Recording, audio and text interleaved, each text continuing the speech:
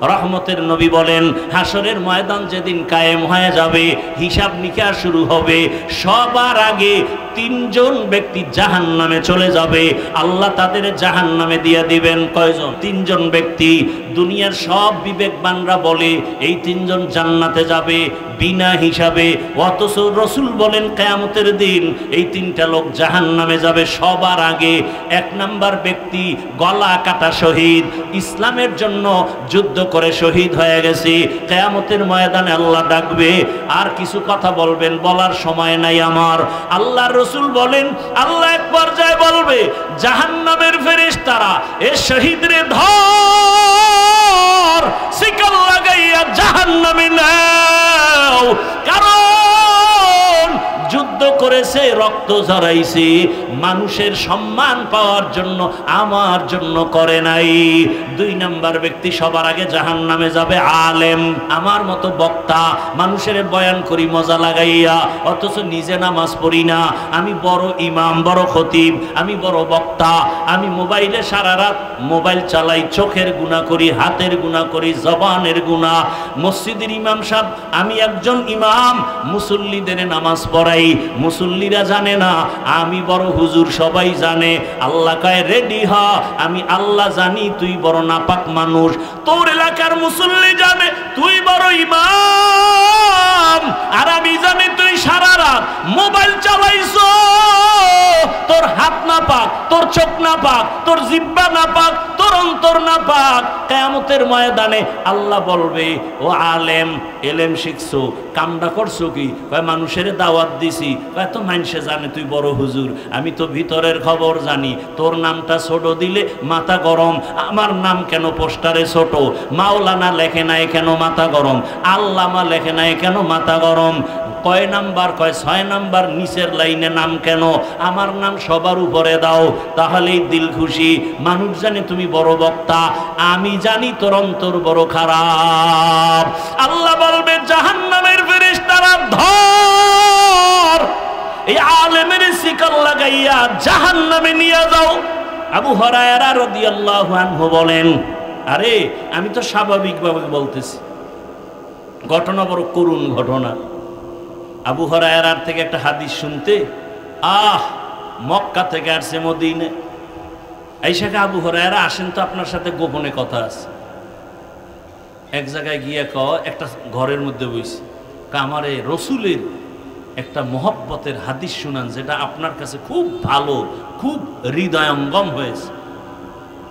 আবু হুরায়রা কয়, আল্লাহর কি কারিশমা, আজকে আপনি আমি যেখানে বসছি এই একটা ঘর, কেউ নাই, আপনি আর আমি, ঠিক রসুলের ওই হাদিসটা আমি শোনাবো যেই হাদিসটা রসুল শুনাইছেন। একটা ঘরের মধ্যে আমি আর রসুল ছাড়া কেউ ছিল না। আবু হুরায়রা এটা বইলে একটা চিৎকার মেরে বেহুশ হয়ে গেছে। হুশে আসার পরে সাহাবী বলেন, আবু হুরায়রা বেহুশ হয়ে গেলেন কেন? বলে ওই সময়ের কথা মনে পড়েছে রে সাহাবী, ওই ঘরের মধ্যে আবার রসুল, যেই রসুলের চেহারাটা দেখার জন্য আমি খানা খাইতাম না, বাড়ি যাইতাম না, আমার রসুলের কথা যেন মুক্তা ঝরে। না খাইয়া ক্ষুধার তৃষ্ণায় রাস্তায় পড়ে গেছে, মানুষ আমারে পাড়ায় গেছে। রসুল আমার একটা ঘরে বসাইয়া এমন তাওয়াজ্জু দিয়েছে, রসুল আমার এমন বরকত দিয়েছে, রসুল ওই ঘরের মধ্যে বৈশা হাদিসটা আমারে শুনাইছে। বইলা আবার একটা চিৎকার মাইরা বেহুশ হয়ে গেছে। সাহাবী বেকারার হয়ে গেলেন, বিষয়টা কিনা জানি। আবার আবু হুরায়রা মরে যায়। কয়বার বেহুশ হইল? আবার হুশে আসছেন। আবু হুরায়রা আপনি বেহুশ হয়ে গেলেন 2 বার, কারণ কি? বলে আমার রসুলের মায়া অন্তরে ধাক্কা লাগায় দিছে। এইরকম এক নির্জন ঘর, আমার রসুল আর আমি ছাড়া কেউ ছিল না। রসুল আমাকে যেই হাদিসটা সেই দিন শুনাইছেন ওইটাই শুনাবো। এটা বইলে আবার বেহুশ, চিৎকার মেরে বেহুশ। 3 বার বেহুশ হইয়া এই হাদিস শুনাইলেন, এই যে ঘটনাটা শুনাইলাম। আবু হুরায়রা কান্না করে, রাসূল বলছেন কিয়ামতের দিন গলা কাটা শহীদ জাহান্নামে যাবে। জাহান্নামে সবার আগে তিনজন ব্যক্তি ঢুকবে, সবার আগে। এর মধ্যে একজন শহীদ, আর একজন আলেম, আর একজন হবে মাদ্রাসা মসজিদে যারা দান করে দানবীর। এই দান করনেওয়ালা দানবীর কিয়ামতের ময়দানে সবার আগে জাহান্নামে যাবে। কেমন ভয়ঙ্কর হবে জাহান্নাম। মাদ্রাসায় দান করলেন, আল্লাহ বলবে টাকা পয়সা দিছি, করছো কি? কারে এই যে মসজিদ বানাইছি, চাঁদপুরের জমিনে কত মাদ্রাসা কত মসজিদ। হ্যাঁ, মানুষে তো জানে, তাই আমি তো তোর ভিতরের খবর জানি। টাকা দিছো 50,000, চায়ের দোকানে চাপাবাজি করছো, মসজিদ আমি কইরা দিছি। এরকম চাপাবাজ নাই? টাকা দেয় 50,000, কয় পুরা মাহফিল আমি করাইছি। টাকা দেয় 50,000, কয় মাদ্রাসা তো আমরা চালাই। এইরকম এহসান জিতলায় নেয়। আল্লাহ বলবেন ফেরেশতা ধর, শিকল লাগায় দানবীরের জাহান্নামে নিয়ে যাও। জাহান্নামে 3 ব্যক্তি সবার আগে ঢুকবে রে বাবা। তাহলে শহীদের অবস্থা যদি এমন হয়, আলেমের অবস্থা এমন হয়, দানবীরের অবস্থা এমন হয়, একটু চিন্তা করেন আপনার আমার উপায় কি হবে। একটু চিন্তা করেন। ও যুবক, কিসের আশায় আজকে আনন্দের ঘোড়া দৌড়াইতেছ?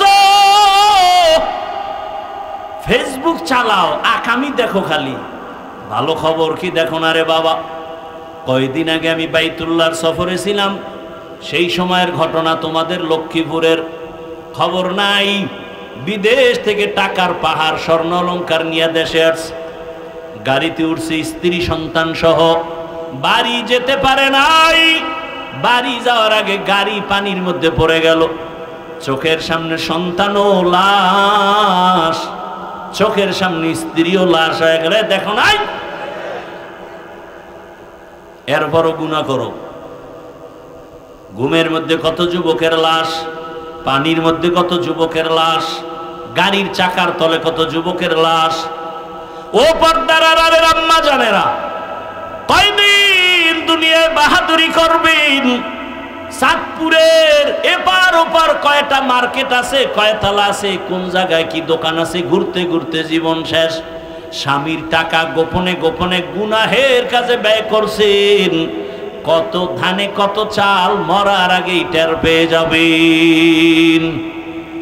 অশান্তি নেমে আসবে জীবনে। যুবকদেরকে বলবো, বাবারা আল্লাহর কোরআন সিনায় লাগাও, আল্লাহর কোরআন পড়ো, রসুলের সুন্নতের মালা গলায় লাগাও। আমি একটু আগেই বলেছি, আমি একবারও বলবো না স্কুল ছেড়ে দাও, কলেজ ছেড়ে দাও, তাবলিগে যাও, পীরের কাছে যাও।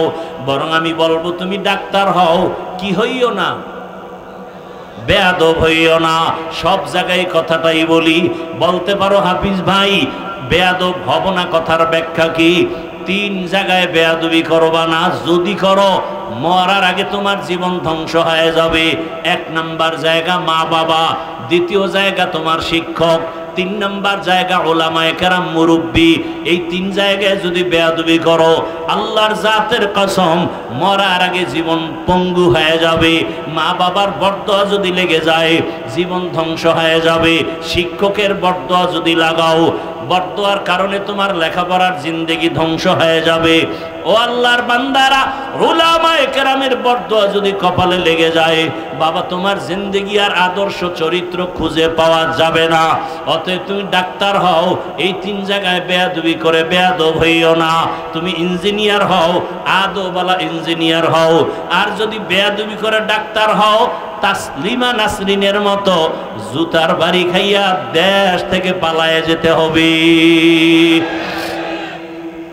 তাসলিমা নাসরিন কি এই শ্রীরামদির ডাক্তার নি?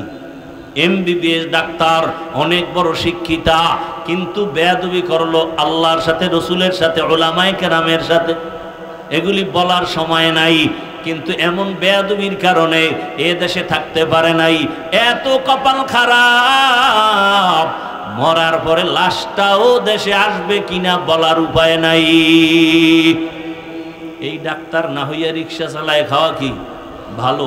এই মিয়া, তুমি যদি বেয়াদবি করিয়া জুলুম করিয়া 10 তলা বিল্ডিং বানাও, ওই বিল্ডিং রাতারাতি উঠবে, রাতারাতি দখল হয়ে যাবে, তোমার জঙ্গলে ঘুমান লাগবে, বিল্ডিং এ ঘুমানের কপাল হবে না। এই বিল্ডিং এর দাম কি? তুফানের মতো আসছে, তুফানের মতো আবার চলে গেছে। ব্যাংকের মধ্যে কোটি কোটি টাকা রেখেছো, কি লাভ হবে যদি ওই টাকা নিজেও ভোগ করতে না পারো, সন্তানরাও না খাইতে পারে? এর সেই রিক্সা চালায় আলু ভর্তা দিয়ে খাইলো শান্তি, কি ঠিক না? আল্লাহ হেদায়াত দান করুন, আল্লাহ হেদায়াত দান করুন। এরে আম্মা জানেরা, গাছ ভালো হলেই তো ফল ভালো হবে। আপনাদের সন্তানদেরকে যত বয়ান শুনাইছি, আপনারা যদি একটু চেষ্টা না করেন, কামিয়াবির দরজা খুলবে না রে আম্মা জান। এই দুনিয়াতে যত ভালো ভালো সন্তান আসছে মায়ের আদর্শের কারণে। এজন্যই তো বিশ্ব বরেণ্য দার্শনিক জবরদস্ত ওলিয়ে কামেল বুজুর্গ ইমাম গজালি রহমাতুল্লাহ আলাইহি লিখেছেন, প্রত্যেকটা সন্তানের জন্য শিক্ষিকা হলো প্রাথমিক তার মা। মা যা শিখায় তাই শিখে। মা সন্তানের শিখায় কি?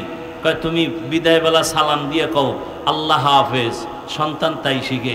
আর এক আম্মু শিখাইছে সালাম ঠালাম নাই, টাটা দাও টাটা। বাচ্চা কি শিখছে? কথা বলেন না কেন? টাটা দেয়। দেখবেন ঘরের আম্মা যান, আপনি যখন নামাজ পড়েন আপনার বাচ্চাটাও কিন্তু আপনাকে দেখে। আজান যখন হয়ে গেছে মাথার কাপড় টাইনা দিছেন, অজু বানাইছেন, দেখেন পরীক্ষা কইরা ওই বাচ্চাটাও কিন্তু মায়ের পাশে পাশে বাথরুমে যায়, ওয়াশরুমে গিয়া মাও অজু বানায়, বাচ্চা অজু বানায়। বাচ্চা অজু বানাইতে গিয়া হাত গোসল কইরা ফেলাইছে, ও তো আর নিয়ম কানুন বোঝে না। মা আইসা যায় নামাজে দাঁড়াইছে, বাচ্চাও মায়ের পাশে যায় নামাজে দাঁড়াইছে। মা বুকের মধ্যে হাত বেঁধে তেলাওয়াত শুরু করেছেন, আলহামদুলিল্লাহি রাব্বিল আলামিন আর রহমানির রহিম মালিকি ইয়াউমিদ্দিন। বাচ্চা তো বুঝে না মা কি করে, দেখে ঠোঁট নাড়ায়, বাচ্চাটাও মাছের মতো ঠোঁট নাড়ায়। দেখছেন নি কারবার? নামাজ নাই, বউ আনছেন ডানা কাটা ভরি, দেখবেন কচু ডানা কাটা ভরি লইয়েছে ঘরে, বুঝেন নাই তো? ডানা কাটা ভরি মানি ও ঘরে আইলি ডানা কাটবে। কিছুদিন আইয়া কয় তোর মায়ের ডানা ভালো না, কিছুদিন পরে কয় তোমার বাবার ডানাও ভালো না। এখন এই স্বামীকে তা কর্ম কি? কয় এই বাড়ি সেইরা শহরে ফ্ল্যাট লও, ফ্ল্যাট লইয়া স্ত্রী এক রাস্তায় দৌড়ায়, স্বামী আর এক রাস্তায় দৌড়ায়। কিছুদিন পরে কয় তোর ডানাও ভালো না। ওরে ফকির বানাইয়া এইবার হিজরত করছে ভিন্ন দিক। কথা বলেন ঠিক নি? বড় কঠিন হালাত। এরে আমার যুবক, কত যুবকের ব্যবহার দেখলে মনে হয় রুমাল দিয়ে পা মুছাইয়া দেই। ঢাকা কলেজে গিয়ে দেখো তোমার মতো যুবক কলেজে ক্লাস করে, পাগড়ি লাগানো, বড় দাড়ি, বড় জামা। নববীর পাশের হুজরাটা আম্মাজান আয়েশা রাদিয়াল্লাহু আনহার, আম্মাজান আয়েশা রাদিয়াল্লাহু আনহার সাথে বয়ান দি 3 ভাগের 1 ভাগ হয়ে গেছে তরজমা ছাড়াই। হায় হায়, আম্মাজান আয়েশার ঘরে আইসা নবী ডাক দিলেন, ও হুমায়রা। কি ডাকছেন? নবী আদর করে ডাকলেন হুমায়রা। আম্মাজান আয়েশাকে ডাকলেন আর বললেন, আয়েশা আজকের রাত্রটা আমি ছুটি চাই, আজকের রাত। আম্মাজান ভাবলেন যে নবী বোধহয় অন্য কোনো বিবির ঘরে যাবেন, সেই জন্য মনে হয় ছুটি চায়। তো রসুল যদি এ কথা বলেন আম্মাজান তো বাধা দিবেন না। আর আম্মাজান বাধা, রসুল এখানে অনুমতি চাইলেন কেন? এক উম্মতের শিক্ষা। দ্বিতীয়, আম্মাজানের বয়স তত বেশিও না। আম্মাজান আয়েশার সাথে যখন 6 বছর বয়স, তখন রসুলের সাথে বিয়া। আম্মাজানের বয়স 6 বছর। রসুলের সাথে বিবাহ হলো। 9 বছর বয়সে আম্মাজান আয়েশা রসুলের ঘরে আসলেন। আম্মাজানের 18 বছর বয়স যখন রসুল দুনিয়া থেকে চলে গেলেন, হিসাবটা বুঝে থাকলে বলেন আম্মাজান রসুলের ঘর করলেন কতদিন? খবর নেই। 3 বছর, 9 বছর। আর আমগো দেশে তো 18 বছরের বোনদের বিয়েই হয় না। এদিকে আবার আইন দিয়া ঠান্ডা বানাইতেছে, কয় বাল্য বিবাহ চলবে না। তো কি চলবে? কয় আকাম চলবে। আকাম কি? প্রেম চলবে, আকাম চলবে, বিবাহ চলবে না। কেমন মাথা নষ্ট! যুবক যুবতী অপরাধ করবে কিন্তু বিবাহ বলবে, বলে হবে না। অথচ আম্মাজানের বিবাহ হলো 6 বছর বয়স, 9 বছরে রসুলের ঘরে গেলেন। 18 বছর বয়সে আম্মাজানের এমন টাইম রসুল চলে গেলেন, রসুলের ঘরে থাকলেন 9 বছর। এই 9 বছরে আম্মাজান রসুল থেকে কি পাইলেন? আম্মাজান বলেন, আমি রসুলের দোয়া পাইয়া 2000-এর উপরে হাদিসের হাফেজা হয়ে গেছি। কয় হাজার? আমগো আম্মাজানরা কয় হাজার পারে? আপনারা কয় হাজার? তা আহলে হাদিস হইলেন কেমনে? আল্লাহ হেদায়াত দান করুন। হাদিস পারলে না আপনি দাবি করতে পারেন। আপনি খালি বাংলা বুখারি লয়ে দৌড়ান। রসুল কি বাংলা বুখারি দিয়ে গেছে, বা ইমাম বুখারি কি বাংলা লেখছে? সে তো আরবি লেখছে, আপনি বাংলা লয়ে দৌড়ান কেন? এটা তো লাইব্রেরি থেকে ছাপায় নিয়ে আসছে। তা ওই লাইব্রেরিওয়ালা নামাজ পড়ে না সুদ খায় না ঘুষ খায় বলা যায় না। তো ঘুষখোর সুদখোরের ছাপানো কিতাব ধরেন কেন? রসুলেরটা ধরবেন, যেটা রসুল দিছে। আল্লাহ হেদায়াত দান করুন। তরজমাটা বলে নেই, আলিফ লাম মিম মনে আছে তো? ওয়াল্লাহু আ'লামু বিমুরাদিহি বিযালিক যালিকাল কিতাবু লা রাইবা ফীহি। এ কোরআন এমন এক কিতাব যার মধ্যে কোনো ভুল নাই, ভুলের অবকাশও। হুদাল লিল মুত্তাকিন। কোরআন একমাত্র হেদায়াতের পথ দেখাবে যারা মুত্তাকি, আল্লাহ ভীরু তাদেরকে। নবীজির হাদিস পড়েছি, ইত্তাকিল মাহারিম তাকুন আবাদান নাস। হারাম থেকে নিজেরে বাঁচাও, আল্লাহর আদালতে মানুষের কাছেও তোমার মর্যাদা বেড়ে যাবে। তরজমা শেষ, এবার ব্যাখ্যা। কথা বলতে বলতে অনেক দূরে চলে গেছি। ইসলাম ছাড়া শান্তির কোনো ধর্ম জমিনে নাই। আচ্ছা বলেন, যদি এর থেকে আরো ভালো কিছু থাকে। আমি এই যে আলগি বাজারে বয়ান করে আসছি, সারা দেশেই বলি, এখানেও একটু বলে নেই। এই শ্রীরামদী এলাকা চাঁদপুর শহরের কোনো জ্ঞানী মানুষ শিক্ষিত যদি বলতে পারেন, কেউ কোনো অ্যান্সার দিবেন না। আমি জিজ্ঞাসা করলে জবাব দিবেন, এর আগে দিবেন না। আমি কি বলি তা শুনেন খেয়াল করে। আমাকে যদি কেউ দাঁড়ায় বলতে পারেন, হাফিজ ভাই, রসুলের আদর্শ থেকে আরো সুন্দর আদর্শ শেখ মুজিবুর রহমান সাহেবের মধ্যে আছে, আমি হাফিজুর রহমান ঘোষণা দিয়ে গেলাম, আল্লাহর কসম আমি রসুলেরটা বাদ দিয়া শেখ মুজিবুর রহমান সাহেবেরটা নিব। বুঝেন কথা? বুঝেননি? ভালো করে বুঝেন। কেউ যদি বলতে পারেন, হাফিজ ভাই, রসুলের আদর্শ থেকে জিয়াউর রহমান সাহেবের আদর্শ আরো ভালো, আমি সবার সামনে বললাম, আল্লাহর কসম রসুলেরটা বাদ দিয়া জিয়াউর রহমান সাহেবেরটা আমি গ্রহণ করব। কেউ যদি বলতে পারেন, হাফিজ ভাই, রসুলের আদর্শ থেকে আরো সুন্দর আদর্শ এরশাদ সাহেবের ভেতরে, আমি রসুলেরটা বাদ দিয়া এরশাদ সাহেবেরটা নিব। এবার আমাকে জবাব দেন, রসুলেরটা সারা ভালো আদর্শ কারো কাছে আছে বলতে পারবেননি? পারবেন? এবার শুনেন জবাব। এক জবাবে বলে দেই, আমি যুবকদের কাছে একটা আবদার করতেছি ইদানিং, 200 থেকে 250 টাকা লাগতে পারে একটা পেস্টুন বানাবা, 2 ফিট 3 ফিট কয়েকটা বানাইয়া বাজারে বাজারে পেস্টুন গুলো ঝুলাইয়া দাও। পেস্টুনের মধ্যে লেখা দাও, দুনিয়াতে যত আদর্শ আছে সব আদর্শ নাপাক, একমাত্র মদিনাওয়ালা রসুলের আদর্শই পাক। পেস্টুন বানাও, আমি কলিজা ভইরা দোয়া করব, সব আদর্শ নাপাক, একমাত্র রসুলের আদর্শই হলো পাক। এবং নিচে দিয়ে আরেক লাইন লেখো, কিয়ামত পর্যন্ত এই জমিনে যতদিন রসুলের আদর্শ কায়েম হবে না, ততদিন পর্যন্ত এই জমিনে শান্তি আসবে না। সোজা কথা। রসুলের আদর্শ ছাড়া শান্তির স্লোগান দ্বারা দেয় সবগুলো চাপাবাজ, দুর্নীতিবাজ, বিধর্মীদের পাক্কা দালাল। আমি বলতেছিলাম ফুলের সাথে ঘেরান আছে, ফুলের দাম আছে। রাজনীতির মধ্যে কোরআন আছে, রসুলের আদর্শ আছে, দাম আছে। ফুলের মধ্যে ঘেরান নাই, ফুলের মূল্য নাই। আল্লাহর কোরআন নাই, রসুলের আদর্শ নাই, ওটা রাজনীতি নাই, কোনো মূল্য নাই। মানুষের শুধু অশান্তি, আর কিচ্ছু না, শুধু অশান্তি।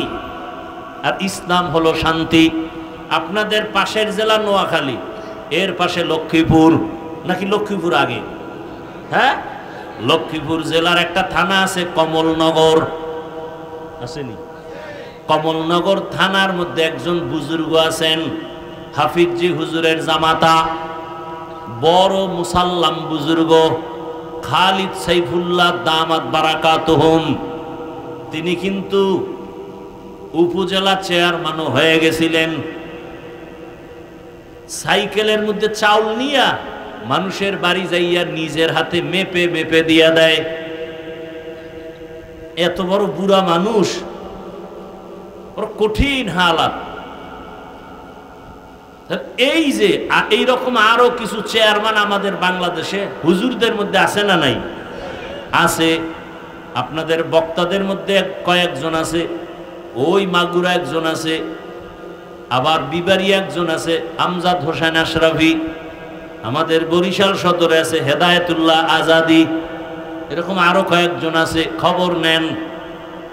ওলামায়ে কেরামের কারণেই দেশ, ওই অঞ্চলটা মনে হয় বেহেশতের বাগান। কোনো জুলুম চলে না, আল্লাহর ভয় অন্তরে আছে। মরিয়া গেল, 1 টাকাও হারাম খাবো না, না খাইয়া মরে যাব। তাহলে ইসলাম ছাড়া শান্তির কোনো পথ থাকলে বলেন, আছে? নাই। এজন্য আল্লাহ কোরআন দিলেন। আল্লাহ তাআলা বলেন, আলিফ লাম মিম। এই যে অক্ষরগুলো, এই অক্ষরের কোনো অর্থ নাই। অক্ষরের এ বিষয়ে অনেক বয়ান আমি করব না, আমি শেষের অংশের বয়ান করব। হুদাল্লিল মুত্তাকিন,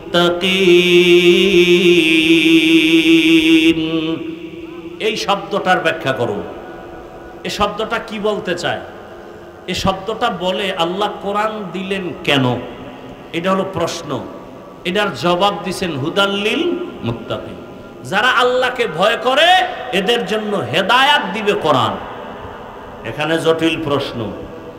যারা আল্লাহকে ভয় করিয়া চলে এরা তো হেদায়েতের উপরে আছে, এদেরকে আবার কিসের হেদায়েত করবে কোরআন? প্রশ্ন বড় জটিল। আল্লাহ কোরআন অবতীর্ণ কেন করলেন? আর এক আয়াতে আল্লাহ তাআলা তার কারণ বলেন, শাহরু রমাদানাল্লাযী উনজিলা ফীহিল কুরআন হুদাল লিন্নাস ওয়া বায়িনাতিম মিনাল হুদা ওয়াল ফুরকান। রমজানে কোরআন অবতীর্ণ করেছি সারা দুনিয়ার যত মানুষ, সব মানুষের হেদায়েতের জন্য, সব মানুষের হেদায়েতের জন্য আল্লাহ কি দিছেন? এখানেও প্রশ্ন, দুনিয়ার সবাই হেদায়েত পাইছেনি, তাহলে আল্লাহর ওয়াদা গেল কই? দুনিয়ার সব হেদায়েত পাওয়া তো দূরের কথা, আজকের এই মাঠের মানুষের মধ্যে হেদায়েতের বড় অভাব। যদি এই মাঠের মানুষ হেদায়েত পাইতো, জীবনটা গেলে গলায় ছুরি লাগাইতো, দাড়ির মধ্যে অস্ত্র লাগাইতো না। তুকু যাও সুন্নতে আহমদ কুজা বা মুহাম্মদ কাইবুয়াদ নিসবতরা মান আহাব্বা সুন্নতি কওলে রাসূল মজদায়ে কানা মাই হাম কুন কবুল। আসেনি কথা কি? আম্মা জান আয়েশার ঘরে ঢুকে রাসূল বললেন, হুমায়রা আজকে রাতের জন্য আমাকে একটু ছুটি দাও। মনে আছে না? মনে রাখেন, আম্মা জানেরাও মনে রাখবেন। পর্দার আড়ালের আম্মা জানেরা, ও আমার কলিজার যুবক, ভালো করে বুঝো, এই যে এত কষ্ট করে বয়ান করি, একবারও বলি নাই বয়ানের শেষ পর্যন্ত একবারও বলবো না টুপিওয়ালা হও, তাবলিগে যাও, কওমি মাদ্রাসায় যাও, আমার মতো হুজুর হও, একবারও বলি না, একবারও বলবো না, বরং বলে যাব, এ যুবক, স্কুল ছাড়বি না, কলেজ ছাড়বি না, চাকরিজীবী বাবারা চাকরি ছাড়বেন না, ব্যবসা ছাড়বেন না, ওখানে থাইকা কিভাবে জান্নাত পাবেন সেই পরামর্শ দিয়ে বিদায় নিব। স্কুল কলেজে পড়ে তুমি ডাক্তার হইও, দোয়া করে যাই, কলিজা পড়ে দোয়া করি। স্কুল কলেজে পড়ে তুমি ইঞ্জিনিয়ার হইও, তুমি প্রফেসর হইও, লেখাপড়া করে তুমি ওসি হইও, এসপি হইও, ডিসি হইও, এমপি হইও, মন্ত্রী হইও, তবে একটা অনুরোধ, বেয়াদব হইও না। কি হইও না? লিকুল্লি শাইইন যিনাতুন ফিল ওয়ারা ওয়া যিনাতুল মারই তামামুল আদাবি, আজ খুদা খাহি মে তৌফিক আদব, বেআদব মাহরুম গাশত আজ ফজলে রা। এই মাইকলারা ঘুমায় কই? ওরা বিড়ি টানতে গেছে মনে হয়। কই? এই যে এত সাউন্ড, কষ্ট হইতেছে, খুব কষ্ট হইতেছে, এত চিল্লান লাগেনি। কথা বলবো আরামে, টাইনে নিয়ে যাবো, আমার ধাক্কায় ভিতরে ঢুকাইতে হয়। আল্লাহ, আর কিছুক্ষণ বসবেন? আল্লাহ সবাইকে কবুল করেন। আসলে বললেই তো বসা যায় না, কারণ এখানে আসতেও কপাল লাগে, বসতেও, মোনাজাত দিয়ে যাইতেও কপাল লাগে। অনেকে আসছে শ্রীরাম দিয়ে ওয়াজ হবে, আর আমারও তো একটা আশা, কয়েকটারে জিগাইলাম অমুকে কই, অমুকে কই, কয় নাই। এটা কথা হইল, মোহব্বতে আসলাম কত বছর পর, আপন যাদের চিনি এরা তো থাকবে। যাই হোক, আসলে এটা কপাল লাগে। আসছে ঠিক অনেকে, কিন্তু প্যান্ডেলে বসে নেই, এরা দোকানপাটে আড্ডা দিতেছে, আছে না নেই? হ্যাঁ, কয়েকটা জিনিস পাওয়া যায়, এক তো মাইকের আওয়াজও পাওয়া যায়, আবার সেখানে যুবক যুবতীর মেলাও আছে, খাওয়ানো আছে। বাড়ির থেকে আসছে ওয়াজে যায়, কিন্তু কপালে বেহেশতের বাগানে বসার কপাল হয় নাই। এখানে আসতে কপাল লাগে, বসতেও কপাল লাগে। আবার একদল বসছে, কিন্তু মোবাইল সামনে লইয়া কলবের দরজা বন্ধ করছে, সব বয়ান মোবাইলে ঢুকে, কলবে কিছু নেই। এরপরে মোনাজাতের পরে যদি মোবাইলটা মোটামুটি হারাইয়েই যায়, তা আমও গেল, সালাও গেল। মোনাজাতের সব জায়গায়, আর চাঁদপুরে তো এটা হবেই, কারণ এই চাঁদপুর, নোয়াখালী, এই সাইডে একটা চক্র আছে। এই যদি বলি আমার সাথে যারা মুসাফা করবেন, সাক্ষাৎ করবেন, লাইনে আসেন, ওরা এখানে ধাক্কা ধাক্কি, মানে পুরো বেতাল অবস্থা। এর মধ্যে একজন নাই নাই নাই, কি মোবাইল নেই, এখন মোবাইল নিচে চোরে, হে এনে খুঁজে মাটির মধ্যে, মনে হয় এটার তলে কেউ ঢুকাইছে নি। আল্লাহ হেদায়াত দান করুন। তাহলে বয়ান শুনলেন, সব বৃথা হয়ে গেল। কলবের মধ্যে কিছু নেওয়ার চেষ্টা করেন, আল্লাহ সবাইকে তৌফিক দান করেন। তোমরা কি পিছন থেকে মাইক দিছো? এই স্টেজের পিছন থেকে মাইক আছে, নিচে ডাইনে বামে আমার দিকে ফিরানো, তো নয়েজ আসে কেন? ভলিউম দিলে তো কাছে তুমি দূরে দিবা, সমস্যা। ওই যে বক্সের উপরে এটা দিয়ে দিতা, তোই তো হইতো।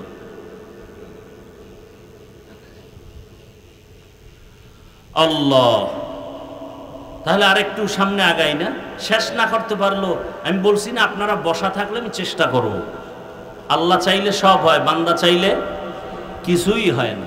আল্লাহ সবাইকে কবুল করে। আল্লাহ কোরআন কেন পাঠাইলেন তার দুইটা আয়াত আমি শুনাইছি। আর এক আয়াত আল্লাহ বলেন, ওয়ানুনাজ্জিলু মিনাল কুরআনি মা হুয়া শিফাআ ওয়া রাহমাতুল লিল মুমিনিন। আল্লাহ বলেন, আমি কোরআন থেকে বারবার অবতীর্ণ করলাম ঔষধ। ঔষধ সেবন করে সুস্থ না অসুস্থ?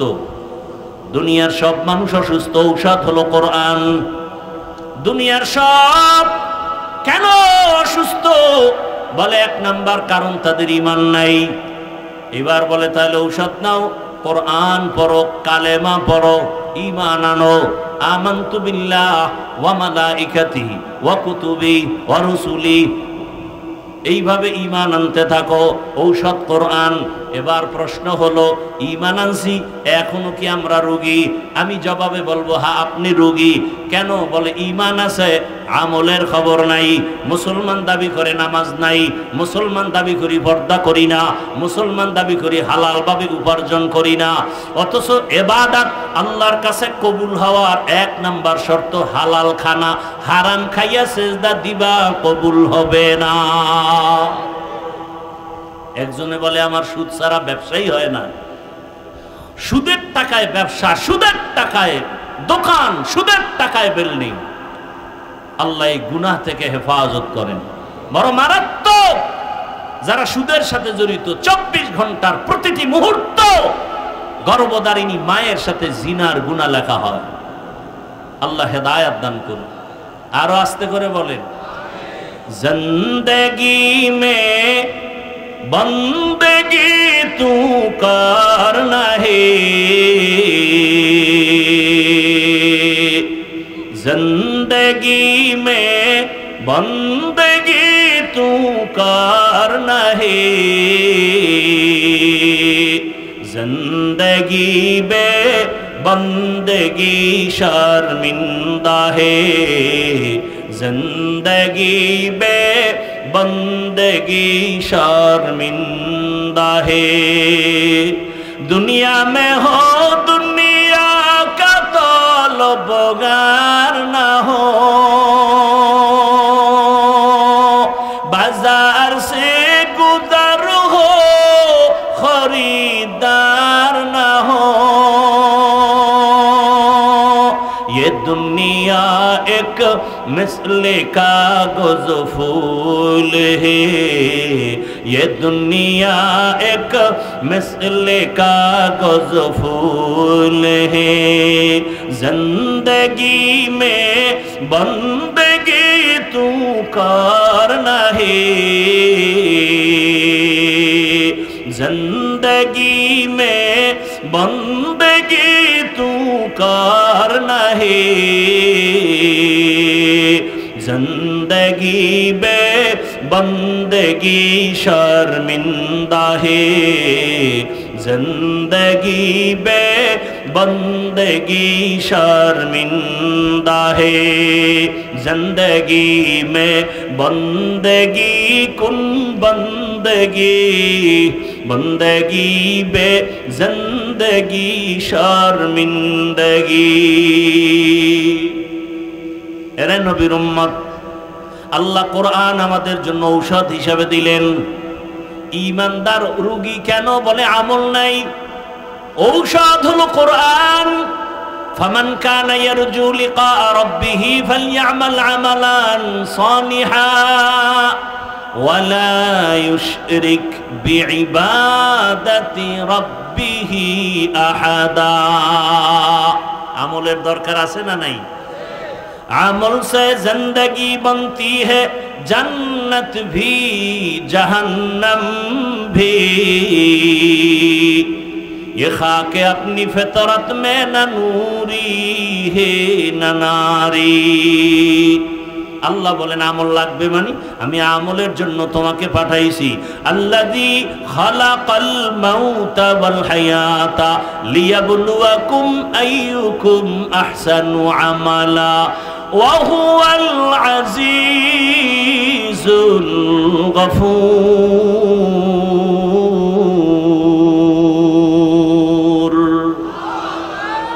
আমল লাগবে না লাগবে না? ইন্নাল্লাযীনা আমানু ওয়া আমিলুস সালিহাতি কানাত লাহুম জান্নাতুল ফিরদাউসি নুজুলা। যেখানে ঈমানের বয়ান সেখানে আমলের বয়ান। ওয়াত-তিনি ওয়াজ-যাইতুন ওয়া তুরি সিনিন ওয়া হাযাল বালাদিল আমিন লাকাদ খালাকনাল ইনসানা ফি আহসানি তাকওয়িম সুম্মা রাদাদনাহু আসফালা সাফিলিন ইল্লাল্লাযীনা আমানু ওয়া আমিলুস সালিহাত ফালাহুম আজরুন গায়রু মামনুন। আমলের দ্বারা বান্দার ঈমানের রং বাড়ে। ঈমানে রং লাগাও আমলের মাধ্যমে, আর আমলের রং বাড়বে ইখলাসের মাধ্যমে। ওয়ামা উমিরু ইল্লা লিয়াবুদুল্লাহা মুখলিসিনা লাহুদ্দিন। ইখলাস ওয়ালা আমল অল্প হোক জান্নাত রিজার্ভ। আলা রাসূলুল্লাহ সাল্লাল্লাহু আলাইহি ওয়া আলিহি ওয়া সাল্লাম আখলিস দীনাকা ইয়াকফিকাল আমালুল কলিল। অল্প আমল করো। কে কয়? রাসূল। আমল বেশি না কম? কম করো, ইখলাস নিয়ে করো। আল্লাহ রাসূল বলেন ইখলাস ওয়ালা আমল জান্নাত বিনা হিসাবে দিয়ে দিল। রাস্তা দিয়ে একজন আল্লাহর বান্দি হেঁটে যায়, নারী না পুরুষ? ঘুমাইতেছেন আপনারা? একজন নারী, দুনিয়ার বড় গুনাহগার নারী। ও পর্দার আড়ালের আম্মা জানেরা, বোনেরা, ভালো করে শুনেন। আপনারা নবী না, নবীদের মা, সাহাবায়ে কেরামদের মায়ের মতোই তো আপনারা মা। আলেমদের মায়ের মতো মা, হাফেজে কোরআনের মায়ের মতো মা। আপনাদের মতো ধন্য জমিনে কেউ নাই। ভালো করে বুঝেন, আপনাদের এত মর্যাদা। আমি যদি শুধু আপনাদের মর্যাদার বয়ান করি সারা রাত চলে যাবে, কিন্তু কপাল বড় খারাপ। আমার দেশের কিছু আম্মা জানেরা রাস্তায় মিছিল দিয়া দৌড়ায় নারীর অধিকার আদায়ের জন্য, আবার এদের পক্ষে কিছু সমাজের মানুষ স্লোগান দেয়। আমি বলবো যারা ইসলাম নারীর অধিকার দেয় নাই বলে চিল্লায়, এদের মতো লম্পট চরিত্রহীন মানুষে জমিনে আর কেউ নাই। ও গো নবীর উম্মতেরা, হয়ে আজি দিশাহারা, কোরআন হাদিসের চলো যখন যাহা চায় মনে, নবী বিনে কে তরবে পুলসিরাত মিজানে, নবী বিনে কে তরবে পুলসিরাত মিজানে। উম্মতের কান্ডারি নবী,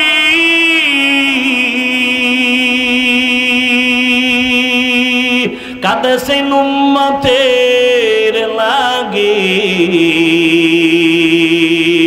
এখনো কাঁদেন নবীজি শুয়ে মদিনার পানে, নবী বিনে কে তরাবে পুলসিরাত মিজানে, নবী বিনে কে তরাবে পুলসিরাত মিজানে।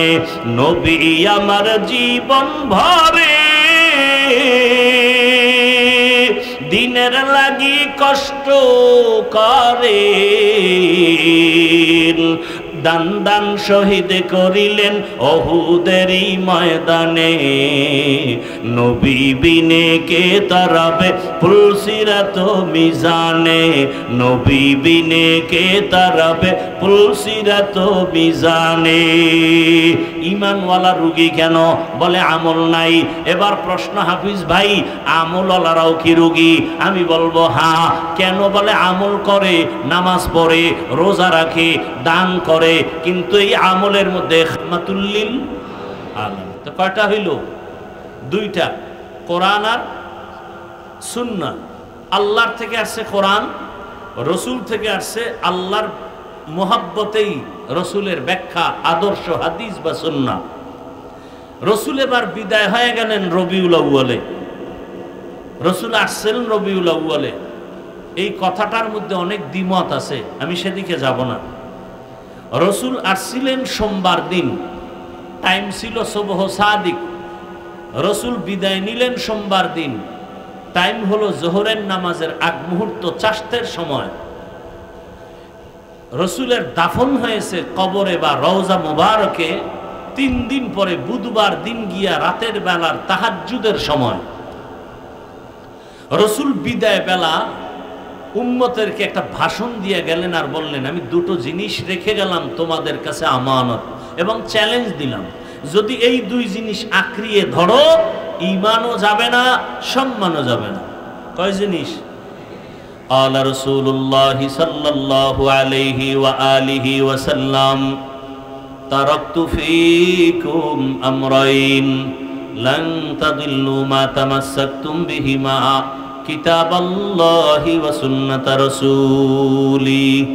পয়গম্বর বলেন, 2 জিনিস তোমাদের জন্য রেখে গেলাম, আঁকড়ায় যদি ধরো ঈমানও যাবে না, সম্মানও যাবে না। এক হলো আল্লাহর দেয়া কোরআন, দ্বিতীয়টা হলো আমি রসুলের আদর্শ সুন্নাত। 1500 বছর পরে এই 2টা জিনিস আজও যাদের কাছে আছে, এদের ঈমানও আছে, এদের সম্মানও এখনো আছে। মানুষ বানাইছেন কে? বানাইয়া সম্মান দিছেন কে? তো মানুষ কিভাবে চললে সম্মান নিয়ে চলতে পারবে, এই ক্যাটালগও কে দিবেন? আল্লাহই তো ভালো জানেন আমার শরীরের জন্য কোন খানা ভালো, কোনটা খারাপ, কোনটা খাইলে আমার শরীর তাজা থাকবে, বানানেওয়ালাই তো ভালো জানেন। মোবাইল চালান, কোনভাবে চালাইলে ভালো, মোবাইল বানানেওয়ালা নিয়ম দিয়ে দিছে। আল্লাহ মানুষ বানায় নিয়ম দিছেন। কার মাধ্যমে দিলেন? 2 মাধ্যমে দিলেন, প্র্যাকটিক্যাল থিওরিক্যাল, কোরআন আর রসুলের দ্বারা। কোরআন আমাদের কাছে আছে, রসুল নাই। রসুল বলেন, আমি রেখে গেলাম আমার আদর্শ সুন্নত। আজকে 1500 বছর পরে যাদের কাছে কোরআন এবং রসুলের আদর্শ সুন্নত আছে, যত মানুষ পেরেশানিতে আছে, কিন্তু তাদের কোনো পেরেশানি নেই। কথা বুঝেননি? রসুলের সুন্নত কোরআন যার কাছে আছে, সে স্কুলে পড়ুয়া জেনারেল লাইনের হলেও শান্তিতে আছে, খবর নেন। আর যাদের কাছে কোরআন ও রসুলের আদর্শ নাই, সে টুপিওয়ালা হলেও শান্তিতে নাই। তাহলে শান্তির ঠিকানা টুপিওয়ালা না, শান্তির ঠিকানা আল্লাহর কোরআন রসুলের আদর্শ। কথা বুঝেননি? এবং এই রসুলের আদর্শ যতদিন পর্যন্ত এই জমিনে বাস্তবায়ন হবে না, ততদিন পর্যন্ত এই জমিনে কেউ শান্তি দিতে পারবে না, সম্ভব না। দেখেন এত প্রচন্ড গরম, এই কাপড় টাপুর দেওয়াটা এটা একদিক দিয়ে অপচয় এবং আমাদের জন্য একটা কষ্টের কারণ। দিছে ভালোর জন্য, হইছে কষ্ট। এই কাপড় না দিলে আরেকটু ঠান্ডা লাগতো, এখন গরমে বেতাল অবস্থা। কাপড় না দিলে আবার মনে করেন কমিটির মধ্যেও ঝামেলা। 13 জনে কয় হ্যাঁ না দিলে তো খরচ বাঁচে, একজন আছে ঘাট তেরা, না না না না এটি না দিলে তো আর ওয়াজ মাহফিল বোঝা যায় না। 13 জন কয় এর সাথে ঝগড়া করে লাভ নাই, দে দিয়ে হইছে আমগো মরণ। যেই পরিমাণ গরম, হ্যাঁ যদি এখানে ত্রেপাল দিত যে বৃষ্টি হলেও মানুষ নিচে বসে বয়ান শুনতে পারবে, তাহলে বোঝা যাইতো হ্যাঁ বৃষ্টি হলেও টেনশন নেই। কিন্তু এমন কাপড় দিয়েছে যে বৃষ্টি ফিরানোর ক্ষমতা নাই, তা শুধু শুধু টাকাটি খরচ করছে। এখন যুবকদের টেনশন নাই, দিলের মধ্যে দিনের মহব্বত বেশি। রাগ করে যদি আবার কয় হুজুর বেশি কথা কইলে আগামী বছর নতুন গানের শিল্পী আনুন, আমনে দিয়ে আর ডাকা দরকার নাই, ওয়াজের দরকার নেই। ভালো একটা কাজ করছি, স্বাগতম জানাইবেন, ফুলের মালা দিবেন, এই না বার দিতেছেন, বিষয়টা কি? আল্লাহ আমার যুবকদের কবুল করেন। কি দোয়াটা খারাপ হয়ে গেছে নাকি? দোয়া করবেনই তো কষ্ট। ওই যে বুঝের অভাব। একজনে জুমার দিন খতিব সাহেবের কয় হুজুর আমার আব্বার জন্য একটু দোয়া করে। তো খতিব সাহেব দোয়া করবে, দিল খুশি মনের মতো দোয়া করবে, আর হাদিয়াও 1000 পকেটে রেডি রাখছে। আব্বার দোয়া, আল্লাহর কি কুদরাতে মোনাজাতে ইমাম সাহেব আরো 4 জন বাবার নাম লইয়া লইছে। যখন 4 জনের নাম লইছে মোনাজাতের ভিতরে আর মাথা গরম হয়ে গেছে, দোয়া করবে আমার আব্বার একার জন্য তো 4 ভাগ হয়ে গেছে।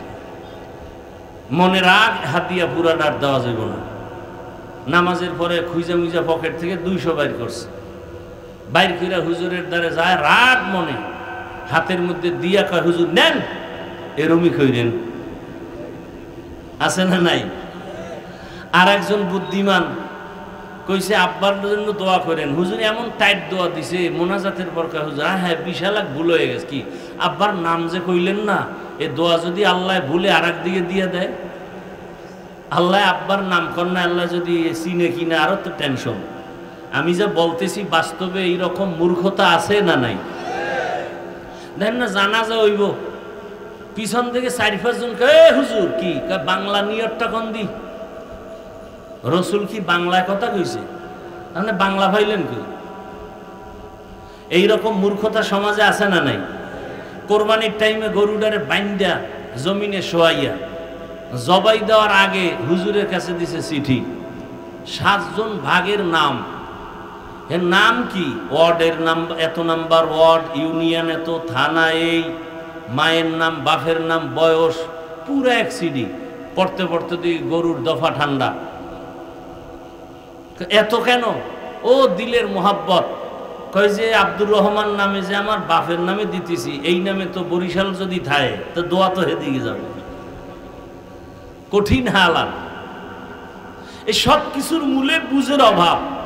বুঝের বুঝ ঠিক হয়ে গেলে তখন আর হুজুর লাগবে না, কলেজের প্রফেসরও দাড়ি রেখে দিবে, নামাজ শুরু করে দিবে, তার বুঝ ঠিক হয়ে গেছে। এই বয়ানের মূল মাকসাদ অন্তর ঠিক করা, বুঝ ঠিক করা। আমার বুঝ আপনার বুঝ এক না, এই জন্য আমি আপনাকে বুঝাইতে হয়। এই বুঝের অভাবের কারণে সব উল্টাপাল্টা আমাদের সমাজে। আল্লাহ সহি সমাজ আমাদেরকে দান করেন। তো যে আয়াত আমি পড়েছি তরজমাটা বলে নেই। তরজমা বলছি? বলি নেই, তরজমাটা বলি। আর বয়ান হবে আমার হাজার কষ্ট হোক, আমার ঘামে আমি অস্থির, তারপর আমার যত কষ্ট হোক বয়ান আমি আপনাদের ধৈর্যের উপরে করব। যতক্ষণ শুনতে চান ততক্ষণ করব ইনশাআল্লাহ। কিন্তু উঠলেই মোনাজাত দিয়ে দিই, সাথে সাথে হাত উঠাই ফেলব। আর হাত উঠাইলে আর কোন দিন যে আর দেখা হবে আর হাত নামানো হবে এর কোনো হিসাব নেই। বুঝেন নাই কথা? আল্লাহ সবাইকে হেদায়েত দান করেন। আমাদেরকে আপনারা মোহাব্বত করেন স্বার্থের জন্য, নিঃস্বার্থে কেউ করে? নিঃস্বার্থে কেউ করে না। দেখেন না হুজুরদের সবাই ভালোবাসে, কিন্তু ভোট দিবে না। দিবে? জীবনও দিবে না।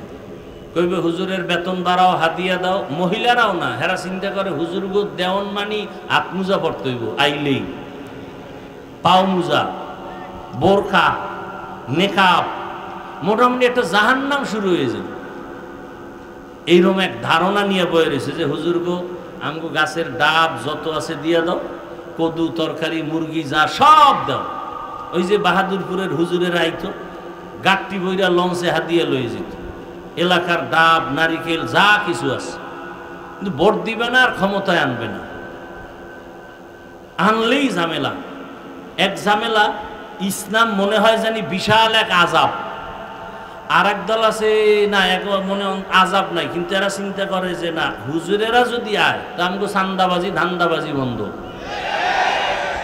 এই আছে এক দল যে হুজুরেরা আইলে চান্দাবাজি ধান্দাবাজি থাকবে না, চুরি চলবে না।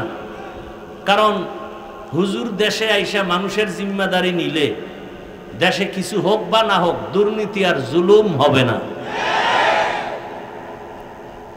আল্লাহ বুঝার তৌফিক দান করেন। আচ্ছা আমাকে একটা জবাব দেন, তরজমাটা এখনো বলি নাই, এরপর ওই ব্যাখ্যা শুরু করুন। কথা এসে গেছে যেহেতু বলিয়াই ফেলাই। আচ্ছা মানুষের জীবনে যত সমাধান আছে, সমস্যা আছে, কিয়ামত পর্যন্ত সব সমস্যার সমাধান কি কোরআন হাদিস তথা ইসলামে আছে? বুঝা শুনে বইয়েন, তাল মিলাইয়েন না। না আবারও বলেন, মানুষের জীবনের যত সমস্যা হতে পারে কিয়ামত পর্যন্ত সব সমস্যার সমাধান কোরআন হাদিস তথা ইসলামে আছে। পূর্ণাঙ্গ না আংশিক? খুব বুঝাখন তো। শুধু রাষ্ট্রের ব্যাপারে কোরআন শরীফ দুর্বল। হ্যাঁ, রাষ্ট্রের ব্যাপারে সমাধান আছে। আচ্ছা, এবার আপনার থেকে শুনেন, সুলাইমান পয়গম্বর গোটা দুনিয়া শাসন করেন নাই? এই কথা কি কোরআনে আছে? বলেন। জুলকারনাইন গোটা দুনিয়া শাসন করছেন না? এই ঘটনা কোরআনে আছে। ইউসুফ নবী মিশরের অর্থমন্ত্রী ছিলেন, এ ঘটনা কোরআনে আছে? আছে।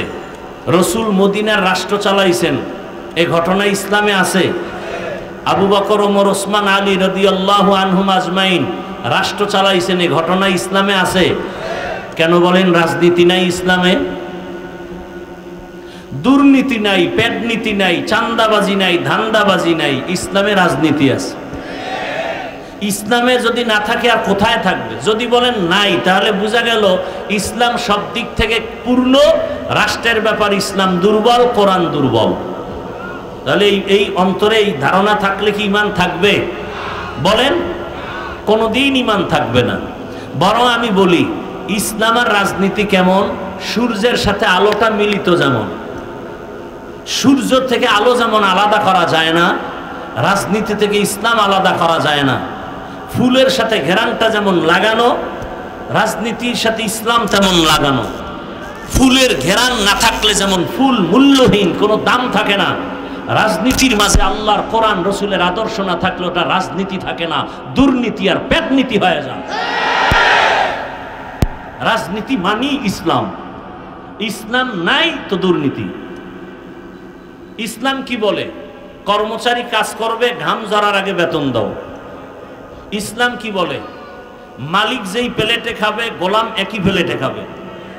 ইসলাম কি বলে? কারোর সাথে মিথ্যা প্রতারণা করা যাবে না। কোন ক্রেতা কাপড় কিনে নিছে, ফেরত দিতে চাইলে নিয়ে নাও। রসুল কয় মনে কষ্ট লাগছে, কষ্ট নিস না, ওই কাপড়টা ফিরে যদি টাকা দিয়ে দাও, রসুল বলেন ওই টাকা দান করার সমান সওয়াব পেয়ে যাও। ইসলাম কত শান্তি! এই যে এতগুলো মানুষ আপনার এখানে বসছেন, দুনিয়ার কোনো টাকাওয়ালারা যদি এই মাঠে এই মানুষগুলো জমা করতে চাইতেন, তাহলে ফ্রি গাড়ি দেওয়া লাগতো না? তাও তো এই জান্নাতি মানুষকেও আইতনি, সব গাঞ্জাখোরের আয়ে ভরে যেত। কথা ঠিক না? এরপরে আসার পরে ভিআইপি চেয়ার দেওয়া লাগবে না? ফাঁকে ফাঁকে নাস্তা নাইলে চেয়ারের বাড়ি, তো তার বিসমিল্লা লাগে না। হাই রে ফিডা, বাতাসে খালি চেয়ার উড়ে, কিও কয় নেতা উড়ে নেতা। ঠিক নি? কি ফিডা ফিডি! আর এখন এমন দুনিয়া, আপনাকে মারার জন্য শত্রু লাগবে না, আপনি যে দল করেন সেই দলের মানুষই, সেই দলের বন্ধু আপনাকে মারার জন্য যথেষ্ট। আলাদা দলের লোক লাগবে? কইব যে এই এলাকায় চান্দাবাজি করবো, কয় না স্যার অমুকে বাধা, কয় মাইনাস কর। আমার চান্দাবাজি ধান্দাবাজি করতে যে বাধা হবে তাকে কি করো? মাইনাস করো। এই দলের লোক দলের লোকেরে মেরে ফেলে। এখন তো তাই চলছে। অথচ রসুল ইসলাম কি বলে? একজনের সাথে মোলাকাত হলো, সবার প্রথমে তাকে সালাম দাও। প্রথমে কি সালাম? মানে কি? কথা কন না কেন? কিন্তু আপনাকে এলাকায় সালামের ঘরে তো শান্তি নেই। একজনের নাম ইমান আলী, তাজা বেঈমান। সালাম মানি শান্তি। কি দোয়া করলেন? আসসালামু আলাইকুম ওয়া রাহমাতুল্লাহ। আমি দোয়া করতেছি আল্লাহর পক্ষ থেকে আপনার উপরে শান্তি বর্ষিত হোক। আপনি আবার জবাব দিছেন না? কি বইলা? ওয়া আলাইকুমুস সালাম। আমিও দোয়া করি আপনার উপরে শান্তি বর্ষিত হোক। দেখছেন ইসলাম কি জিনিস? আমিও দোয়া করলাম শুরুতেই আপনার শান্তি আমি চাই, আপনি আমার শান্তি চান, তাহলে এখানে আর অশান্তি নাই। আর সেই শান্তির দোয়া বন্ধ করার জন্য এখন মোবাইল আর হ্যালো। কি সালাম চলে না হ্যালো চলে? হ্যালো। সালাম নাই, সালাম বিদায়। হ্যালো, আমিও হ্যালো, তুমিও হ্যালো। আমিও সালাম দিই না, প্রথমবার দিয়ে যদি দেখি যে আওয়াজ নাই, এবার সালাম বাদ দিয়ে হ্যালো, সালাম শেষ, আমিও বলি হ্যালো, আর চলতেছে। মোবাইল সালামকে জবাই করে দিছে, এজন্য শান্তিও কমে গেছে। হ্যাঁ, কিছু যুবকরা আবার সালাম দেয় যার সাথে ভাব ভালো, বেআইন সাহেবের মজা করে সালাম দেয়, বউরে দেয় না। কি চাস্তো ভাই সালাম দেয় চাস্তো বোনেরে, যেগুলো হারাম। বেগানারে সালাম দেওয়া জায়েজ নাই, আজকে থেকে লিখে নেন। বেগানাকে সালাম দেওয়া কি নাই? জায়েজ নাই, কারণ সালামে মোহাব্বত বাড়ে, কিন্তু ওই মোহাব্বতে তো বিপদ, ওই মোহাব্বতে কি বিপদ। এজন্য বেগানাকে সালাম দেওয়া যাবে না। আল্লাহ বুঝার তৌফিক দান করেন। ইসলাম কি বলে? ছোটকে স্নেহ করো, ছোটরা তোমরা বড়কে সম্মান করো। তুমি তোমার ঘরে ঢুকতেছো, ইসলাম বলে ঢুকার আগে বাহির থেকে জোরে সালাম দাও। তোমার স্ত্রীও যদি থাকে, আপনজন থাকে, ফ্রেশ মনে ভেতরে আসবে, রেডি হইয়া দরজা খুলবে, কত শান্তি। ইসলামের মধ্যে জুলুম নাই, মিথ্যা কথা বলা যাবে না, কাউকে ধোঁকা দেওয়া যাবে না, কারো হক নষ্ট করা যাবে না, বাবা হইয়া সন্তানের গালি দেওয়া যাবে না, সদ্যট হইয়া বাবার সাথে বেয়াদবি চলবে না, স্বামী স্ত্রীকে ছোট ইজ্জত নষ্ট করে কথা বলতে পারবে না, স্ত্রী ও স্বামীর সাথে উল্টা পাল্টা কোনো আচরণ করতে পারবে না। এখন ইসলাম বাদ দিয়া ফ্রি মাইন্ড। কি মাইন্ড? Free mind. নাম দইরা ডাকে, নাম দইরা। বউ ডাকতেছে হৃদয়, স্বামীর নাম হৃদয়, এদিকে স্বামীও ফ্রি মাইন্ডে নাম ডাকতেছে বেবি। কি ডাকে? একজন কয় কি তোমরা এই নাম দইরা ডাকো, কি ব্যাপার ইসলাম? না না ফ্রি মাইন্ড, কারণ এটা ঠিক না, ডোন্ট মাইন্ড। কিছুদিন পরে একটা ছেলে বাচ্চা হইছে, এইটা তো দেখতেছে মায়েরে আব্বু নাম দইরা ডাকে দোনোজনে হোমানে, এটা আব্বু টাব্বু শিখায় নাই। ছেলেও কিছুদিন পরে ডাকতেছে হৃদয়, টাকা দে। কয়েকদিন পরে কয় বেবি ভাত দে। আচ্ছা ঘরের মধ্যে কয় কোন রকম শোনা যায়, যদি বাইরে কয় আইরে জুতার বাড়ি রে, বাপের নাম দইরা ডাকে আর আব্বু শিখেই নাই। মাথা গরম হয়ে গেছে। মানুষের সামনে যদি নাম দইরা ডাকে, মান সম্মান শেষ। কি করা যায়? বুদ্ধি কই ভাই? এ গোপন কথা, সবার সাথে তো বলাও যায় না। কথা হলো উকিল বাবারে ডাকো। উকিল আছে না, বিয়ার কি বলে এলাকায় উকিল। এই আর কাম, কোন দিকে যাম? উকিল বাবা এই বানাইয়া গোষ্ঠী শুদ্ধ পর্দা উদাম করে সবার সাথে দেখা করে। হারাম হারাম হারাম। উকিল বাপ আসল বাপ না, নিজের বাপের খবর নাই, উকিল বাপের পিছে দৌড়ায়। উকিল বাবারে ডাইকা কয় বিপদ পড়ছি, করি কি? ফ্রি মাইন্ডার চলে না তো, বুদ্ধি দিয়ে কয় শোন, প্রতিদিন 1 ঘন্টা রিহার্সাল দেওয়া লাগবে। কয় কি? সন্তানের মাঝখানে বসাইয়া স্বামী আর স্ত্রী দুই দিক থেকে, স্ত্রী একবার স্বামীরে ডাকবি আব্বু, আর আব্বু বউরে কয় মাঝে মাঝে ডাকবি আম্মু। বাস এই রিহার্সাল চলতে থাকবে। সন্তান যদি শিখতে শিখতে মাঝখানে এরম রিহার্সাল দেও, তাহলে সন্তান আস্তে আস্তে আব্বু আম্মু শিখবে। আচ্ছা এই ঘটনা সমাজে স্বামীরে নাম ধরে ডাকে বউ আছে না নাই? আবার স্বামী স্ত্রীর নাম ধরে ডাকে আছে না নাই? অথচ রসুলের আদর্শ কি? রসুলের আদর্শ স্ত্রীদেরকে নাম ধরে ডাকেন না। রহমতের নবী একদিন এশার নামাজ পড়ে ওয়াসাল্লাম, ইত্তাকিল মাহারিম তাকুন আ'বাদান নাস।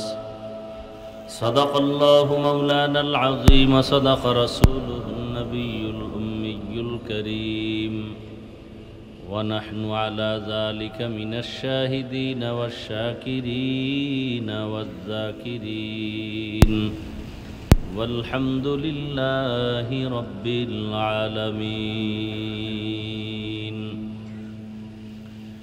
سبحانك لا علم لنا إلا ما علمتنا إنك أنت العليم الحكيم رب اشرح لي صدري ويسر لي أمري واحلل عقدة من لساني يفقه قولي সাউন্ড ডাউন হলো কেন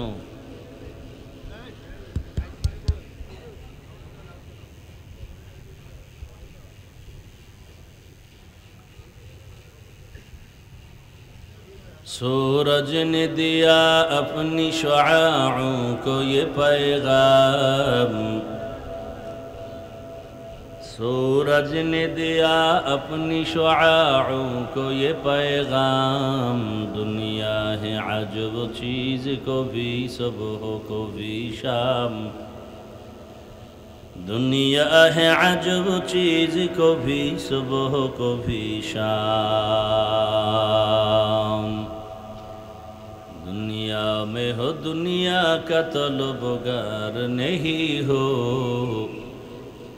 दुनिया में हो दुनिया का तलबगार नहीं हो बाजार से गुजर हो खरीदार नहीं हो बाजार से गुजर हो खरीदार नहीं हो मकबूल है शाज है काबिल तो बहुत है मकबूल है शाज है काबिल तो बहुत है आए ना के मानिंदे तू नहीं दिल तो बहुत है आए ना के मानिंदे तू नहीं दिल तू बहुत है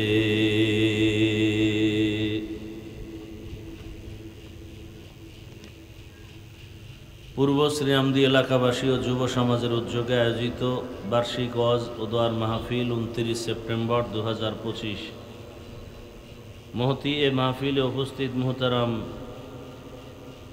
सम्मानित सभापति शेखुल हदीस अल्लामा खाजा अहमदुल्लाह दामत बाराकातुहुम उस्ताद मोहतरम व मोहतमीम जाफराबाद हाफिजिया मद्रासा अन्यान्य हजरत उलामाए केराम एलाकार विभिन्न स्थान थेके आगत आल्लाह पाकेर आशिकीन जाकिरीन शाकिरीन मुहिब्बीन मुरब्बियान एजाम कलिजा टुकरा आमार समबयसी युवक बंधुगण स्नेहेर छोटो भाई पर्दार आड़ाले मा बोनेरा बक्सटा एकटु साइडे देन तो आमारे बक्सेर এটা একটু ক্লিয়ার রাখেন বক্সের সামনে কেউ না বসে साउंड बक्स मनिटरे साउंड ठीक करो এটা साउंड कमे गेल हठाৎ করে আল্লাহ পাকের দরবারে শুকর যে আল্লাহ আমাদেরকে সুস্থ রেখেছেন বলি আলহামদুলিল্লাহ মানুষের জীবনের বড় এক নিয়ামত সুস্থতা আল্লাহ আমাদের সুস্থতাকে দায়েমান কবুল করেন হাজারো লাখো মানুষের মধ্য থেকে বাছাই করে পৃথিবীর শ্রেষ্ঠ মজলিস উলামায়ে আহলে হকের মজলিস গুনাহ মাফের মজলিসে আল্লাহ পাক আমাদেরকে বাছাই করে হাজির হওয়ার তৌফিক দান করেছেন আর একবার শুকর আদায় করি আলহামদুলিল্লাহ দরুদ ও সালাম সৈয়দুল মুরসালিন রাহমাতুল লিল আলামিন শফিউল মুজনিবিন খাতামুন নবিয়্যিন সৈয়দুস সাকালাইন ইমামুল মুরসালিন হযরত মুহাম্মদুর রাসূলুল্লাহ সবাই মোহাব্বতে আবার পড়েন সাল্লাল্লাহু আলাইহি ওয়া আলিহি ওয়াসাল্লামের উপর নবীজির উপরে দরুদ পড়লে লাভ না ক্ষতি বেশি বেশি দরুদ পড়বেন দুনিয়াতেও লাভ আখিরাতেও লাভ দরুদের মতো পাওয়ারফুল সহজ আমল আর ইস্তেগফারের মতো পাওয়ারফুল আমল আর নাই সবার জন্য মৌখিক নফল আমলের মধ্যে সবথেকে বড় পাওয়ারফুল আমল ইস্তেগফারের আমল আর দরুদের আমল আল্লাহ আমাদেরকে বেশি বেশি বেশি বেশি দরুদের আমল করার তৌফিক দান করেন উলামায়ে কেরাম কোরআন সুন্নাহ ভিত্তিক দিক নির্দেশনামূলক আলোচনা দীর্ঘ সময় করেছেন, আপনারাও দীর্ঘ সময় ধৈর্যের সাথে শুনছেন। উলামায়ে কেরামদের কথাগুলো সহি তরিকায় আমল করার তৌফিক দান করেন। উলামায়ে কেরামের ইজ্জতকে আল্লাহ বেশি বেশি বাড়ায় দেন। উলামায়ে কেরামের ইজ্জতকে ছোট করার জন্য যারা বিভিন্নভাবে লেখার দ্বারা, বলার দ্বারা, মিডিয়ার মাধ্যমে ষড়যন্ত্র করে, চক্রান্ত করে, আল্লাহ এদের হেদায়াত দান করেন। আমি আপনাদের দোয়া নিতে আসছি এবং সংক্ষেপ কিছু আলোচনা রাখার জন্য কোরআনে হাকিমের সকলের পরিচিত সূরাতুল বাকারার শুরু আয়াত থেকে আমি তেলাওয়াত করেছি, নবীজির হাদিস থেকে এক টুকরো হাদিস পড়েছি। ইখলাস ও রুহানিয়াতের সমন্বয়ে সহি নিয়তে, সহি তরিকায়, সহি কিছু কথা আমি বলতে পারি, আপনারা শুনতে পারেন মতো দয়াময় আল্লাহ আমাদেরকে তৌফিক দান করুন। আল্লাহ চাইলে সব সম্ভব, বান্দা চাইলে কিছুই সম্ভব না। আল্লাহ যদি চান তাহলে গোবরেও পদ্ম ফুল ফুটে। আল্লাহ যদি চান বিধর্মীর ঘরে ইসলামের আলো জ্বলে। আর আল্লাহ যদি না চান তো ইসলামের ঘরে আলো জ্বলে না। এটা সব আল্লাহ চাওয়ার উপরে। যেই রসুলকে এক নজর দেখলে জাহান্নামের আগুন হারাম, সেই রসুলকে এক নজর দেখবে 7 দিনের ক্ষুধা পেটে থাকে না। যেই রসুল গোটা দুনিয়া আখেরাত সব জগতের জন্য রহমত, যেই রসুলের শরীর মোবারকের ঘাম থেকে মিশকের ঘ্রাণ, সেই রসুলকে এক নজর আর একদিন না 13 বছর পর্যন্ত দেখলো, বয়ান শুনলো, এরপরও কালেমা পড়ে নাই। এত বড় নিকৃষ্টতম বেঈমানের নাম কি আপনারা জানেন? বলেন। গরমে কি খুব দুর্বল হয়ে গেছেন? দুর্বল তো আমি হওয়ার কথা। আপনাদের এক রাত, আমার তো প্রতিদিন প্রতি রাত।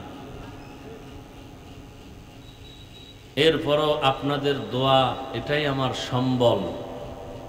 আমার ওস্তাদ এখানে বসা, আমার নিজের কোনো কিছুই নাই। এমনকি আমি তো বলি এলেম আর আমলের বাহাদুরি দিয়া বয়ান করা যায় না, বক্তব্য দেওয়া যায়, আলোচনা করা যায়,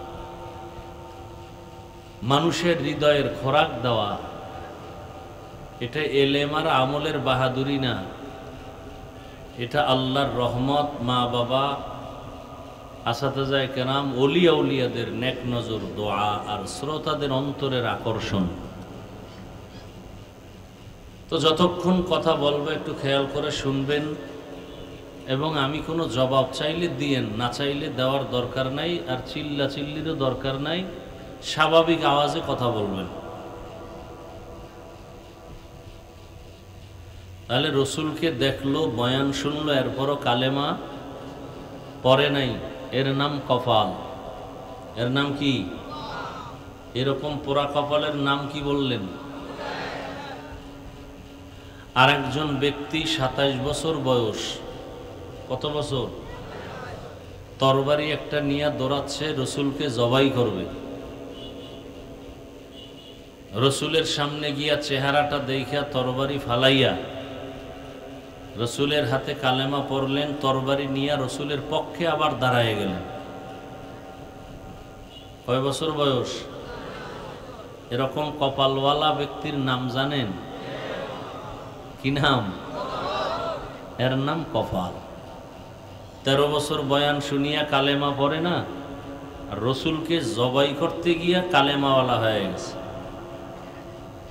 কেমন পাওয়ার আল্লাহ তাকে দিছেন! আবু জাহালের নাম শুনলে সবার ঘৃণা আসে, অটোমেটিক অন্তরে ঘৃণা আসে। বুঝলাম কেমনে? দুনিয়াতে দেখি কেউ কাউকে ভালোবাসলে তার নামটা নিজের নাম বা সন্তানের নামের সাথে রাখে। নিজের সন্তানের নামের সাথে মিলায়, ঠিক না? কারো সন্তানের নাম কি আবু জাহাল রাখছে? কোনো বেঈমানের ঘরে? আপনাদের এলাকায় যদি বলা হয় প্রতিদিন তোমাকে কিছু হাদিয়া দেওয়া হবে, সন্তানের নাম আবু জাহাল রাখো, কেউ রাজি হবে? তবে মুসলমানের উপরে বিশ্বাসটা করাও যায় না, কারণ যারা ভোটের আগের দিন টাকা খায় এক উপরে বিশ্বাস আছে,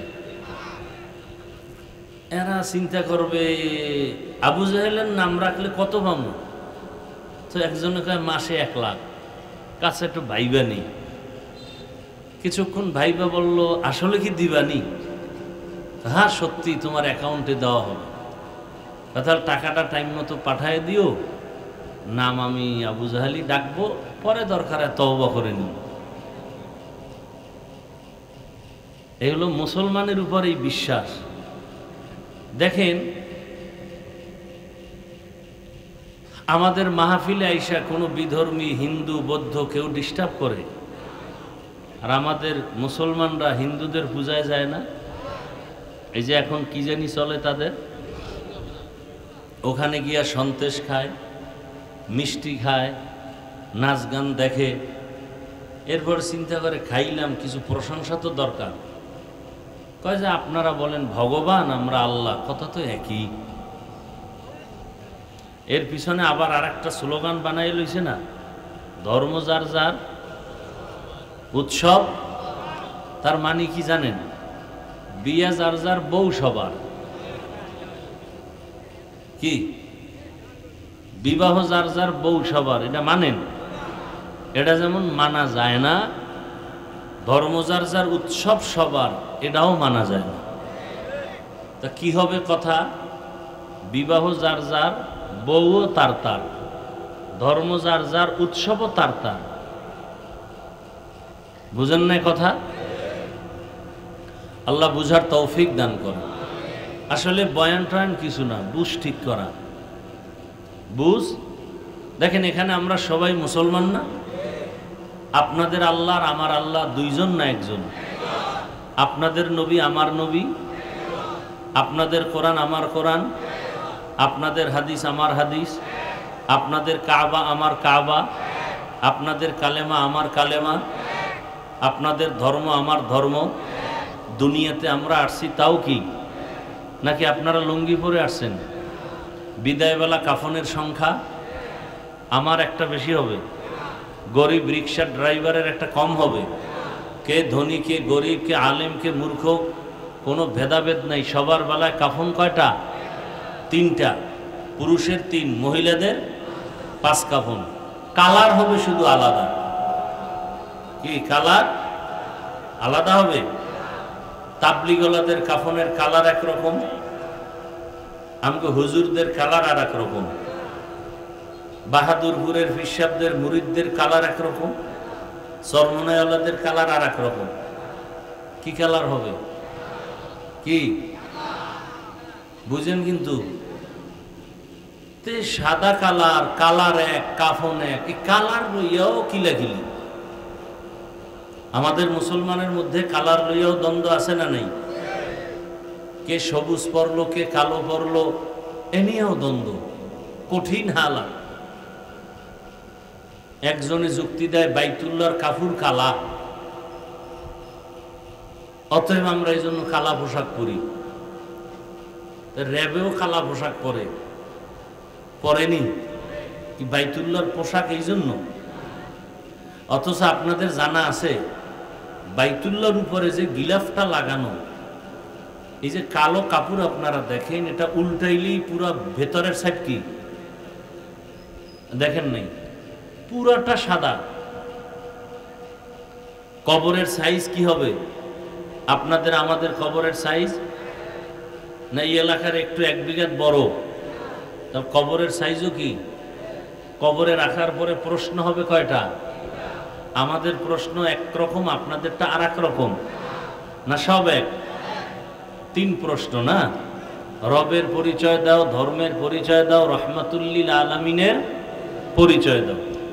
তো তাহলে আল্লাহ এক, নবী এক, কোরআন এক, হাদিস এক, কালেমা এক, ধর্ম এক, আশা এক, যাওয়া এক, কাফন এক, কালার এক, কবর এক, প্রশ্ন। তাহলে আপনাদের বয়ান করব কেন? বয়ান তো হিন্দুদের করব। আপনারা তো আল্লাহ মানেন, নবী মানেন, কোরআন মানেন, হাদিস মানেন। যারা আল্লাহ চিনে না, নবী চিনে না, কোরআন বুঝে না, আখেরাত বুঝে না, হিন্দু, বৌদ্ধ, ইহুদি, এদের বয়ান করব।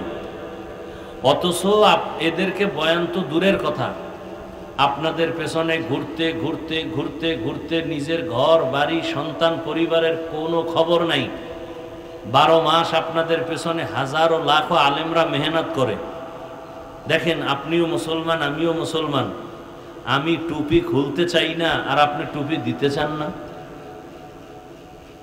আমি দাড়ি কাটলে লজ্জা পাই, আর আপনি রাখতে লজ্জা পান। আপনাকে আলাদা দাড়ির বয়ান দেওয়া লাগে। আমি পর্দা না করলে লজ্জা পাই, আপনি পর্দা করতে গেলে লজ্জা পান। আমি মসজিদে না ঢুকলে লজ্জা পাই, আপনি ঢুকতে গেলে লজ্জা পান। তাহলে আসলে কি আপনারা সঠিক না আমরা সঠিক? এটাই তো বুঝতেছি না। না হয় আপনাকে টুপির জন্য বয়ান দিতে হবে কেন? পর্দার বয়ান করতে হবে কেন? তাও কি একদিন 2 দিন, একজন আর 2 জন একই স্টেজে কত বক্তার আয়োজন, কত বয়ান, জুমার বয়ান, তাবলিগের বয়ান, পীর সাহেবদের বয়ান। 1 দিন বয়ান, 2 দিন বয়ান, 3 দিন বয়ান। ঢাকাতে পোস্টার দেখছি 90 দিনের বয়ান। কেমন ওয়াজ দিতে হয় এই জাতিরে? 90 দিন,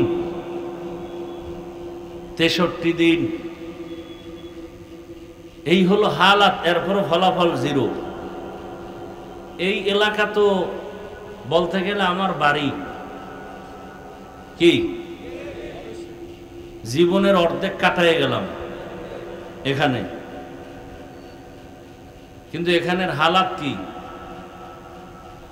এই যে আশেকে রসুল মাঠে বসা আছে, অনেকেই আজকে ফজর পড়ে নাই, জোহর পড়ে নাই, আসর পড়ে নাই, মাগরিব পড়ে নাই, এশাও পড়ে নাই। বয়ান শুনবে 1 ঘন্টার জায়গায় আরো বেশি। এরপরে আবার ফজর পড়বে কিনা সন্দেহ।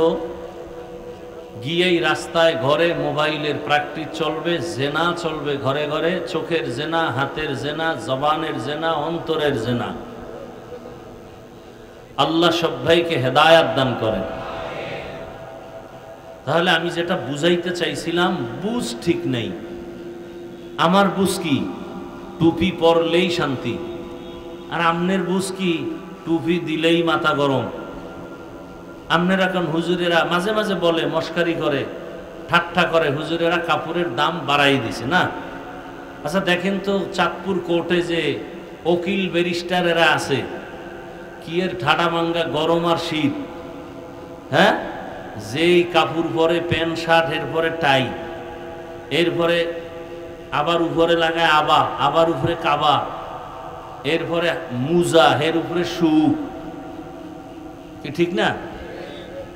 12 মাস এদের কোনো টেনশন নাই। এটি না পারলে হবে না, গরম টরমের কোনো টেনশন নেই। আসলে কি বিষয়টা কি? কাপড়ের দাম বাড়ানো কমানো, এটা তাদের নিয়ম, এটা আইন। আমরা এই পোশাক পরতেছি, এটা রসুলের আদর্শ, রসুলের আইন। একটা প্রতিষ্ঠান চালাইতে গেলে নিয়ম নীতি লাগে, না হয় ওই প্রতিষ্ঠান টিকে না। মুসলমান তার ইসলাম নিয়ে দুনিয়াতে শান্তির জীবন যাপনের জন্য নিয়ম নীতি লাগে। নিয়ম নীতি ছাড়া চলতে পারে না। নিয়ম নীতি কি হবে? মোবাইল বানানোওয়ালা মোবাইল বানাইয়া ক্যাটালগ দিছে প্যাকেটের মধ্যে, ইনটেক প্যাকেটে একটা ক্যাটালগ দেওয়া, নিয়ম দেওয়া। এখন আপনি মোবাইলটা হঠাৎ করে বন্ধ হয়ে গেল, একজনে কয় ভাই কি হইল, কয় বুঝি না, কথা ক্যাটালগ দেখ। ক্যাটালগ মানে কি? আমি তো ক্যাটালগই বুঝি না, ওই বই ভরমু ভরে, এটা শব্দটা কি? পরে কারে তোমার এই যে মোবাইল কিনছো, প্যাকেটে একটা ইনটেক কাগজ দেওয়া আছে। হ্যাঁ হ্যাঁ, একটা কাগজ পাইছি বইয়ের মতো, নোটবুক। হ্যাঁ, এটার মধ্যে নিয়ম আছে। বাসায় গিয়া খুঁজা বের করছে। এখন যাও, বাংলা হইলে তো একটু পড়তে পারতো, বা ইংরেজি হইলেও 2 অক্ষর পড়বে, ABCD। খুইলে দেখে টোটালটাই চায় না ভাষা। একেবারে মনে হয় তেলা পোকা ঘুরছে, আর কিছু চিহ্ন বইরে রয়েছে, এটির কোনো ডাইন বাম নাই। এখন মাথা গরম কেটে পড়তে পারি না, আব্বাও পারবে না, দুনিয়ার কেউ পারবে না, আমার ফ্যামিলি কিছু কিচ্ছু বুঝবে না। কি করা যায়? পরে একজনে কয় পুরান বাজার লোয়ার পোলের পরে ওখানে একটা হসপিটাল আছে মোবাইল ঠিক করার, ওখানে যাও তাড়াতাড়ি। ওই হসপিটালে ডাক্তার আছে, ডিগ্রি টিগ্রি কয় কলম ভাঙ্গে দস্তখত দিতে পারে না। এমন ডাক্তার হাইনে বই রয়েছে। কহ তুমি এই লেখাপড়া দিয়ে কাম হইতো না, তুমি হেনে যাও প্র্যাকটিক্যাল, ওখানে তারা অভিজ্ঞতার আলোকে তোমার মোবাইলটা ঠিক করে দিবে। তো নেওয়ার পরে দেখে সামান্য একটু সিম উল্টা পাল্টা হয়ে গেছে। এই চোরাই আবার করছে কি, কয় ভাই তোমার মোবাইল তো ঢাকা হসপিটালে নেওয়া লাগবে। কয় ভাই না, ঢাকা যাওয়ার টাইম নেই, তুমি লাইন করে দাও। কথা আমি লাইন করতে গেলে 500 টাকা লাগবে। 500 না 300-তে লইব না, কাঁচা দিও। কাঁচা দাও ঠিক করে। না না তুমি একটু ঘুরাও, আমি ঠিক করতেছি তুমি ঘুরাও, এটার আইসিইউতে ঢুকাইতে হবে। তো এইবার আইসিইউতে দরজা মরজা আটকাই ঢুকাইয়া, ও তো কাম নাই, হুদা আকাম, একটু গুতা দিয়ে ও থইয়া দিছে। হে ঘুরে টুরে মনে করছে যে অনেক কাম এটার ভিতরে, অথচ 1 সেকেন্ডের কাম। বিদেশ থেকে মোবাইল আনে, ইনটেক মোবাইল, বাংলাদেশে খুলতে গেলে ওখানে পাসওয়ার্ড দিয়ে খোলা লাগে, কোনো কাম নেই। এটার জন্য 500-1000 নিয়ে যায়। আল্লাহ তো নিয়ম নীতি ছাড়া দুনিয়াতে চলার কোনো রাস্তা নাই। আল্লাহ মানুষ বানাইছেন, মানুষ বানাইয়া মানুষকে সৃষ্টির শ্রেষ্ঠ মর্যাদা দান করছেন। মানুষ তার মর্যাদা ঠিক রাখার জন্য আল্লাহ পাক ক্যাটালগ দিছেন 2টা। কয়টা? একটা থিওরিক্যাল ক্যাটালগ আর একটা প্র্যাকটিক্যাল ক্যাটালগ। থিওরিক্যাল ক্যাটালগ মানে কিতাব, কিতাবুল্লাহ, আর প্র্যাকটিক্যাল ক্যাটালগ হলো রিজালুল্লাহ। আল্লাহর যত কিতাব দিছেন এর মধ্যে শ্রেষ্ঠ কিতাব কুরআনুল কারীম। আর আল্লাহ যত রেজাল্ট দিছেন, ব্যক্তি দিছেন মানুষকে ঠিক পথে চালাবার জন্য, এই রেজালের মধ্যে ব্যক্তিদের মধ্যে রহমতের নবী বলেন হাসরের ময়দান যেদিন কায়েম হয়ে যাবে, হিসাব নিকাশ শুরু হবে, সবার আগে 3 জন ব্যক্তি জাহান্নামে চলে যাবে। আল্লাহ তাদের জাহান্নামে দিয়ে দিবেন। কয়জন? 3 জন ব্যক্তি। দুনিয়ার সব বিবেকবানরা বলে এই 3 জন জান্নাতে যাবে বিনা হিসাবে, অথচ রসুল বলেন কিয়ামতের দিন এই 3টা লোক জাহান্নামে যাবে সবার আগে।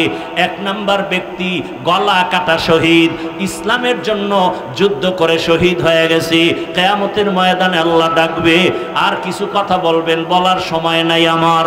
আল্লাহর রাসূল বলেন আল্লাহ এক পর্যায়ে বলবে জাহান্নামের ফেরেশতারা এ শহীদরে ধর, শিকল লাগাইয়া জাহান্নামে নাও, কারণ যুদ্ধ করেছে, রক্ত ঝরাইছে, মানুষের সম্মান পাওয়ার জন্য, আমার জন্য করে নাই।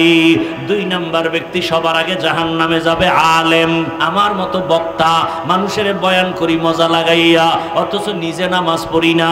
আমি বড় ইমাম, বড় খতিব, আমি বড় বক্তা, আমি মোবাইলে সারা রাত মোবাইল চালাই, চোখের গুনাহ করি, হাতের গুনাহ করি, জবানের গুনাহ। মসজিদের ইমাম সাহেব, আমি একজন ইমাম, মুসল্লিদের নামাজ পড়াই, মুসল্লিরা জানে না আমি বড় হুজুর, সবাই জানে।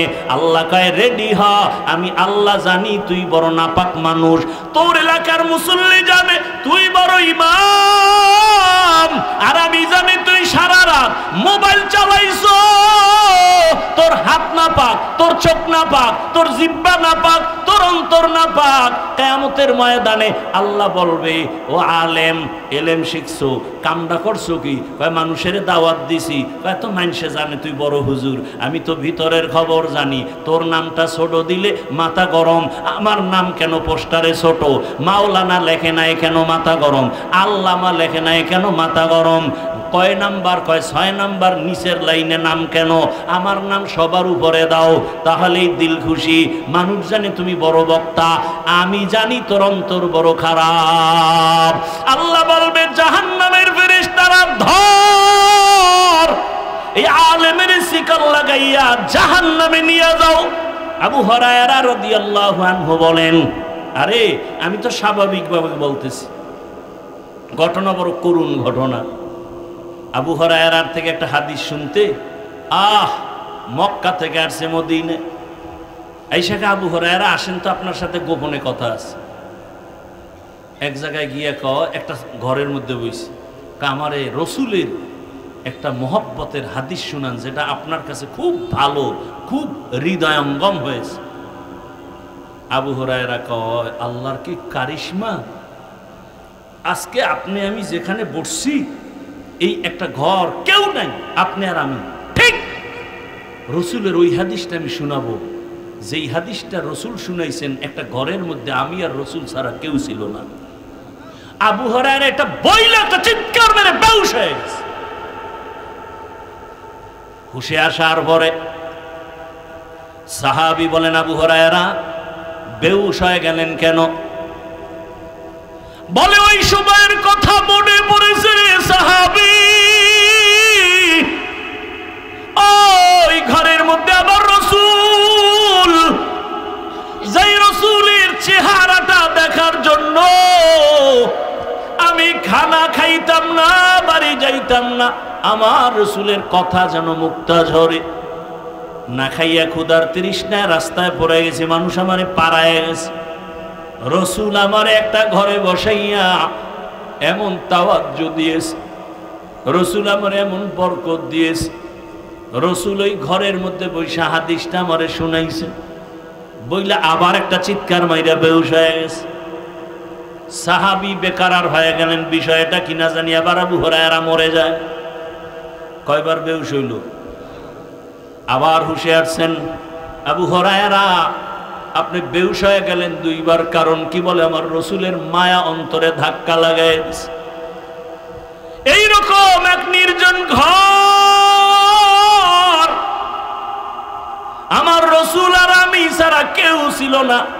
রসুল আমাকে যেই হাদিসটা সেই দিন শুনাইছেন ওইটাই শুনাবো, এটা বইলে আবার বেহুশ, চিৎকার মেরে বেহুশ। তিনবার বেহুশ হইয়া এই হাদিস শুনাইলেন, এই যে ঘটনাটা শুনাইলাম। আবু হুরায়রা কান্না করে, রসুল বলছেন কিয়ামতের দিন গলা কাটা শহীদ জাহান্নামে যাবে। জাহান্নামে সবার আগে তিনজন ব্যক্তি ঢুকবে, সবার আগে। এর মধ্যে একজন শহীদ, আর একজন আলেম, আর একজন হবে মাদ্রাসা মসজিদে যারা দান করে দানবীর। এই দান করনেওয়ালা দানবীর কিয়ামতের ময়দানে সবার আগে জাহান্নামে যাবে। কেমন ভয়ঙ্কর হবে জাহান্নাম! মাদ্রাসায় দান করলেন, আল্লাহ বলবে টাকা পয়সা দিছি, করছো কি? কারে? এই যে মসজিদ বানাইছি, চাঁদপুরের জমিনে কত মাদ্রাসা, কত মসজিদ। হ্যাঁ, মানুষে তো জানে, তাই আমি তো তোর ভিতরের খবর জানি। টাকা দিছো 50,000, চায়ের দোকানে চাপাবাজি করছো, মসজিদ আমি কইরা দিছি। এরকম চাপাবাজ নাই? টাকা দেয় 50,000, কয় পুরা মাহফিল আমি করাইছি। টাকা দেয় 50,000, কয় মাদ্রাসা তো আমরা চালাই। এইরকম এহসান জিতলায় নেয়। আল্লাহ বলবেন, ফেরেশতা ধর, শিকল লাগায় দানবীরের জাহান্নামে নিয়ে যাও। জাহান্নামে তিন ব্যক্তি সবার আগে ঢুকবে রে বাবা। তাহলে শহীদের অবস্থা যদি এমন হয়, আলেমের অবস্থা এমন হয়, দানবীরের অবস্থা এমন হয়, একটু চিন্তা করেন আপনার আমার উপায় কি হবে? একটু চিন্তা করেন। ও যুবক, কিসের আশায় আজকে আনন্দের ঘোড়া দৌড়াইতেছ? ফেসবুক চালাও, আকামি দেখো খালি, ভালো খবর কি দেখো না রে বাবা। কয়দিন আগে আমি বাইতুল্লাহর সফরে ছিলাম, সেই সময়ের ঘটনা তোমাদের লক্ষ্মীপুরের খবর নাই। বিদেশ থেকে টাকার পাহাড় স্বর্ণ অলংকার নিয়ে দেশে আসছে, গাড়িতে উঠছে স্ত্রী সন্তান সহ, বাড়ি যেতে পারে নাই। বাড়ি যাওয়ার আগে গাড়ি পানির মধ্যে পড়ে গেল, চোখের সামনে সন্তানও লাশ, চোখের সামনে স্ত্রীও লাশ হয়ে গেলে দেখো নাই। এরপরও গুনাহ করো। ঘুমের মধ্যে কত যুবকের লাশ, পানির মধ্যে কত যুবকের লাশ, গাড়ির চাকার তলে কত যুবকের লাশ।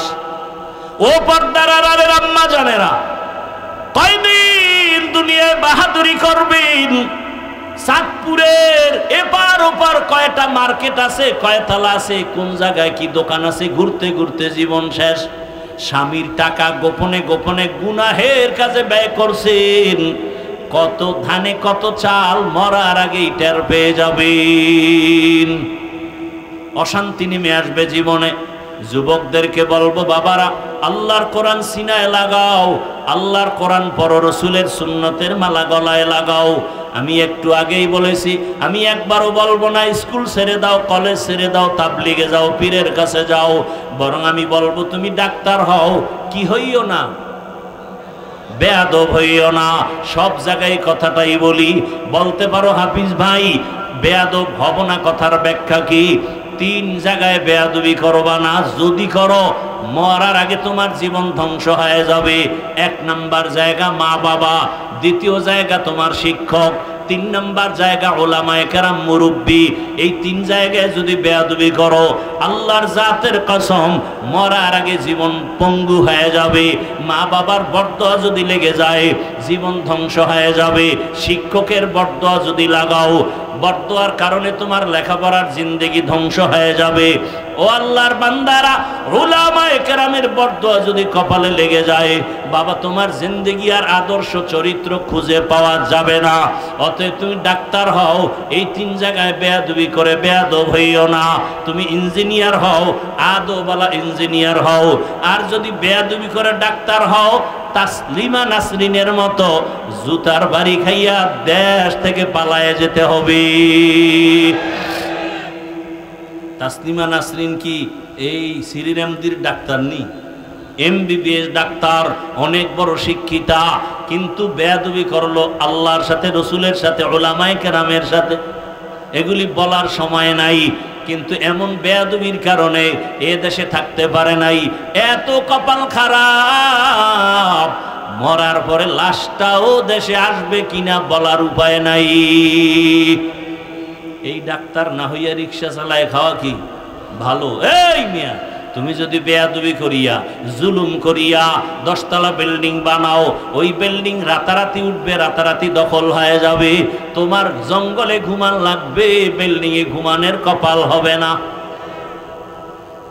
এই বিল্ডিং এর দাম কি? তুফানের মতো আসছে, তুফানের মতো আবার চলে গেছে। ব্যাংকের মধ্যে কোটি কোটি টাকা রেখেছো, কি লাভ হবে যদি ওই টাকা নিজেও ভোগ করতে না পারো, সন্তানরাও না খাইতে পারে? এর সেই রিক্সা চালায় আলু ভর্তা দিয়ে খাইলো শান্তি, কি ঠিক না? আল্লাহ হেদায়াত দান করুন, আল্লাহ হেদায়াত দান করুন। এরে আম্মা জানেরা, গাছ ভালো হলেই তো ফল ভালো হবে। আপনাদের সন্তানদেরকে যত বয়ান শুনাইছি, আপনারা যদি একটু চেষ্টা না করেন, কামিয়াবির দরজা খুলবে না রে আম্মা জান। এই দুনিয়াতে যত ভালো ভালো সন্তান আসছে মায়ের আদর্শের কারণে। এজন্যই তো বিশ্ব বরেণ্য দার্শনিক, জবরদস্ত ওলিয়ে কামেল বুজুর্গ ইমাম গজালি রহমাতুল্লাহ আলাইহি লিখেছেন, প্রত্যেকটা সন্তানের জন্য শিক্ষিকা হলো প্রাথমিক তার মা। মা যা শিখায় তাই শিখে। মা সন্তানের শিখায় কি? কয় তুমি বিদায় বেলা সালাম দিয়ে কও আল্লাহ হাফেজ, সন্তান তাই শিখে। আর এক আম্মু শিখাইছে সালাম ঠালাম নাই, টাটা দাও টাটা। বাচ্চা কি শিখছে? কথা বলেন না কেন? টাটা দেয়। দেখবেন ঘরের আম্মা যান, আপনি যখন নামাজ পড়েন আপনার বাচ্চাটাও কিন্তু আপনাকে দেখে।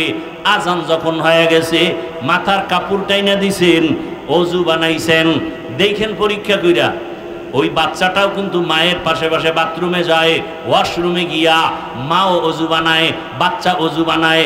বাচ্চা অজু বানাইতে গিয়া হাত গোসল কইরা ফেলাইছে, ও তো আর নিয়ম কানুন বোঝে না।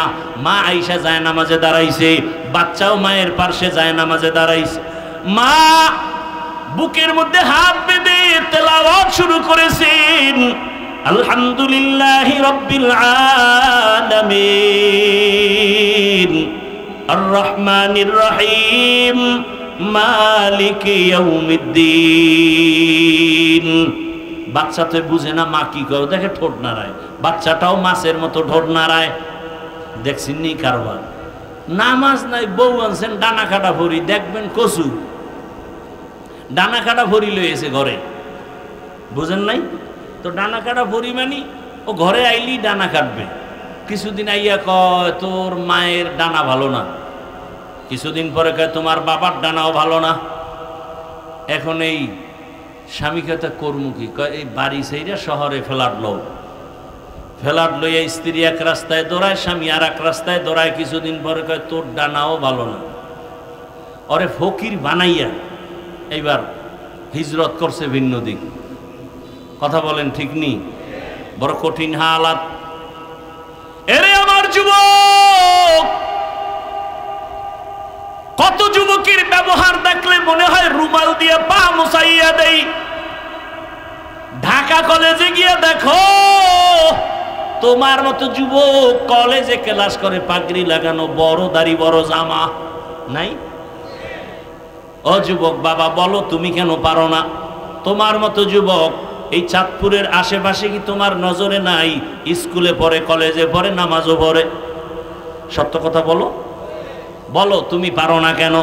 অবশ্যই হয়তো মা বাবার কপাল পুরায় দিছে, বরদোয়া লাইগেই গেল নাকি, না শিক্ষকের সাথে বেয়াদবি করেছো, নাকি আলেম ওলামার সাথে বেয়াদবি করে ফেলেছো। না হয় এমন কপাল কেন হবে? তোমার মতো কত যুবক জেনারেল লাইনের মানুষ, র্যাব, আর্মি, পুলিশ, বিডিআর নামাজ পড়ে, তুমি কেন পারো না? রাস্তায় গাড়ি চালায় কত ড্রাইভার নামাজ ছাড়ে না, বলো তুমি কেন পারো না? তোমার মতো কত যুবক তাকায় দেখো, চাকরি করে, ব্যবসা করে, শ্রমিকের কাজ করে, নদীর মধ্যে মাছ ধরে, নামাজ ছাড়ে না, বলো বাবা তুমি কেন পারো না? এখনো সময় আছে, তওবা করো, মা বাবার দোয়া নাও, শিক্ষকের দোয়া নাও, উলামায়ে কেরামের পরামর্শ নিয়া রসুলের আদর্শের মালা গলায় লাগাও। জীবনে তো অন্যায় কম করলা না, মনে চাইছে নামাজ পড়বা না, পড়ো নাই, মনে চাইছে দাড়ি রাখবা না, রাখো নাই, মনে চাইছে সারা রাত মোবাইল চালাইছো, মনে চাইছে পার্কে পার্কে ঘুরবা, ঘুরছো। এখনো কি তওবা করবা না? হায়াতের বাকি কয়দিন? ও পর্দার আড়ালে আম্মা জানেরা, অল্প আমলও জান্নাতের পথ খুলে দিবে। ওই গুনাহগার নারী রাস্তা দিয়ে হাঁটতেছেন, হঠাৎ করিয়া দেখে একটা কুকুর রাস্তার পাশে কান্না করে পিপাসা পানির। মহিলা গুনাহগার, জাহান্নামী। এলাকার মানুষ সবাই জানে এই মহিলা খারাপ। কুকুরের কান্না দেখা মহিলার দিলে মায়া লাগছে, দৌড়াইয়া গেছে পানির কূপে, পানি উঠাবে, কুকুরের পান করাবে, কিন্তু পানি অনেক নিচে, উঠানোর পাত্র নাই। পায়ে ছিল চামড়ার মোজা, মোজাটা খুলছে, মোজা নিয়ে নিচে দিয়া দেখে পানি এখনো নাগালে নাই। ছিল মাথায় বড় ওড়না, ওড়নাটার এক মাথা দিয়া মোজার সাথে বাঁধিয়া পানি উঠাইয়া কুকুরটারে পান করায় দিল। রহমতের নবী ঘটনা শুনাইয়া সাহাবায়ে কেরামদের বলেন, ও সাহাবায়ে কেরাম, শুনছো এই জাহান্নামী গুনাহগার নারীটা কুকুরের পান করাইয়া, পানি পান করানো মাত্র একটা গাইবী আওয়াজ আসছে। গাইবী আওয়াজ আইসা কয়, ও জাহান্নামী নারী, তোমার নামটা জান্নাতি খাতায় লেখা হয়ে গেছে। সামান্য একটু, এটা এমন কোন কঠিন আমল না, কিন্তু আল্লাহর কাছে কবুল হয়ে গেছে, আল্লাহর কাছে বড় পছন্দ হয়ে গেছে, জান্নাত রিজার্ভ হয়ে গেছে। অন্যদিকে আর একজন আমলওয়ালা নারী নামাজ পড়ে, বেপরদায় চলে না, কিন্তু জীবনের শেষ সময় একটা সামান্য অন্যায় করে ফেলেছে। ঘরের মধ্যে একটা বিড়াল আসছে, বিড়ালটারে বাইন্ধে রাখছে, নিজেও খানা দেয় না, অন্যের ঘরে গিয়ে খাবে সেই সুযোগ দেয় না। বিড়ালটা না খাইয়া ধুকে ধুকে ঘরে মারা গেছে। নবীজি সাহাবায়ে কেরামদের বললেন, ও সাহাবায়ে কেরাম, ওই আমলওয়ালা মহিলা এই কাজ করা মাত্র হঠাৎ একটা গায়েবী আওয়াজ আসছে। কে যেন বলতেছে, এই আমলওয়ালা নারী বিড়ালের সাথে জুলুম করার কারণে তোমার জান্নাতি খাতার নাম কাটা হয়ে গেছে, তোমার জীবনের সব আমল বরবাদ। তাহলে একটা বিড়ালের সাথে জুলুম করলে যদি এই হালাত হয়, যারা মানুষের সাথে জুলুম করি,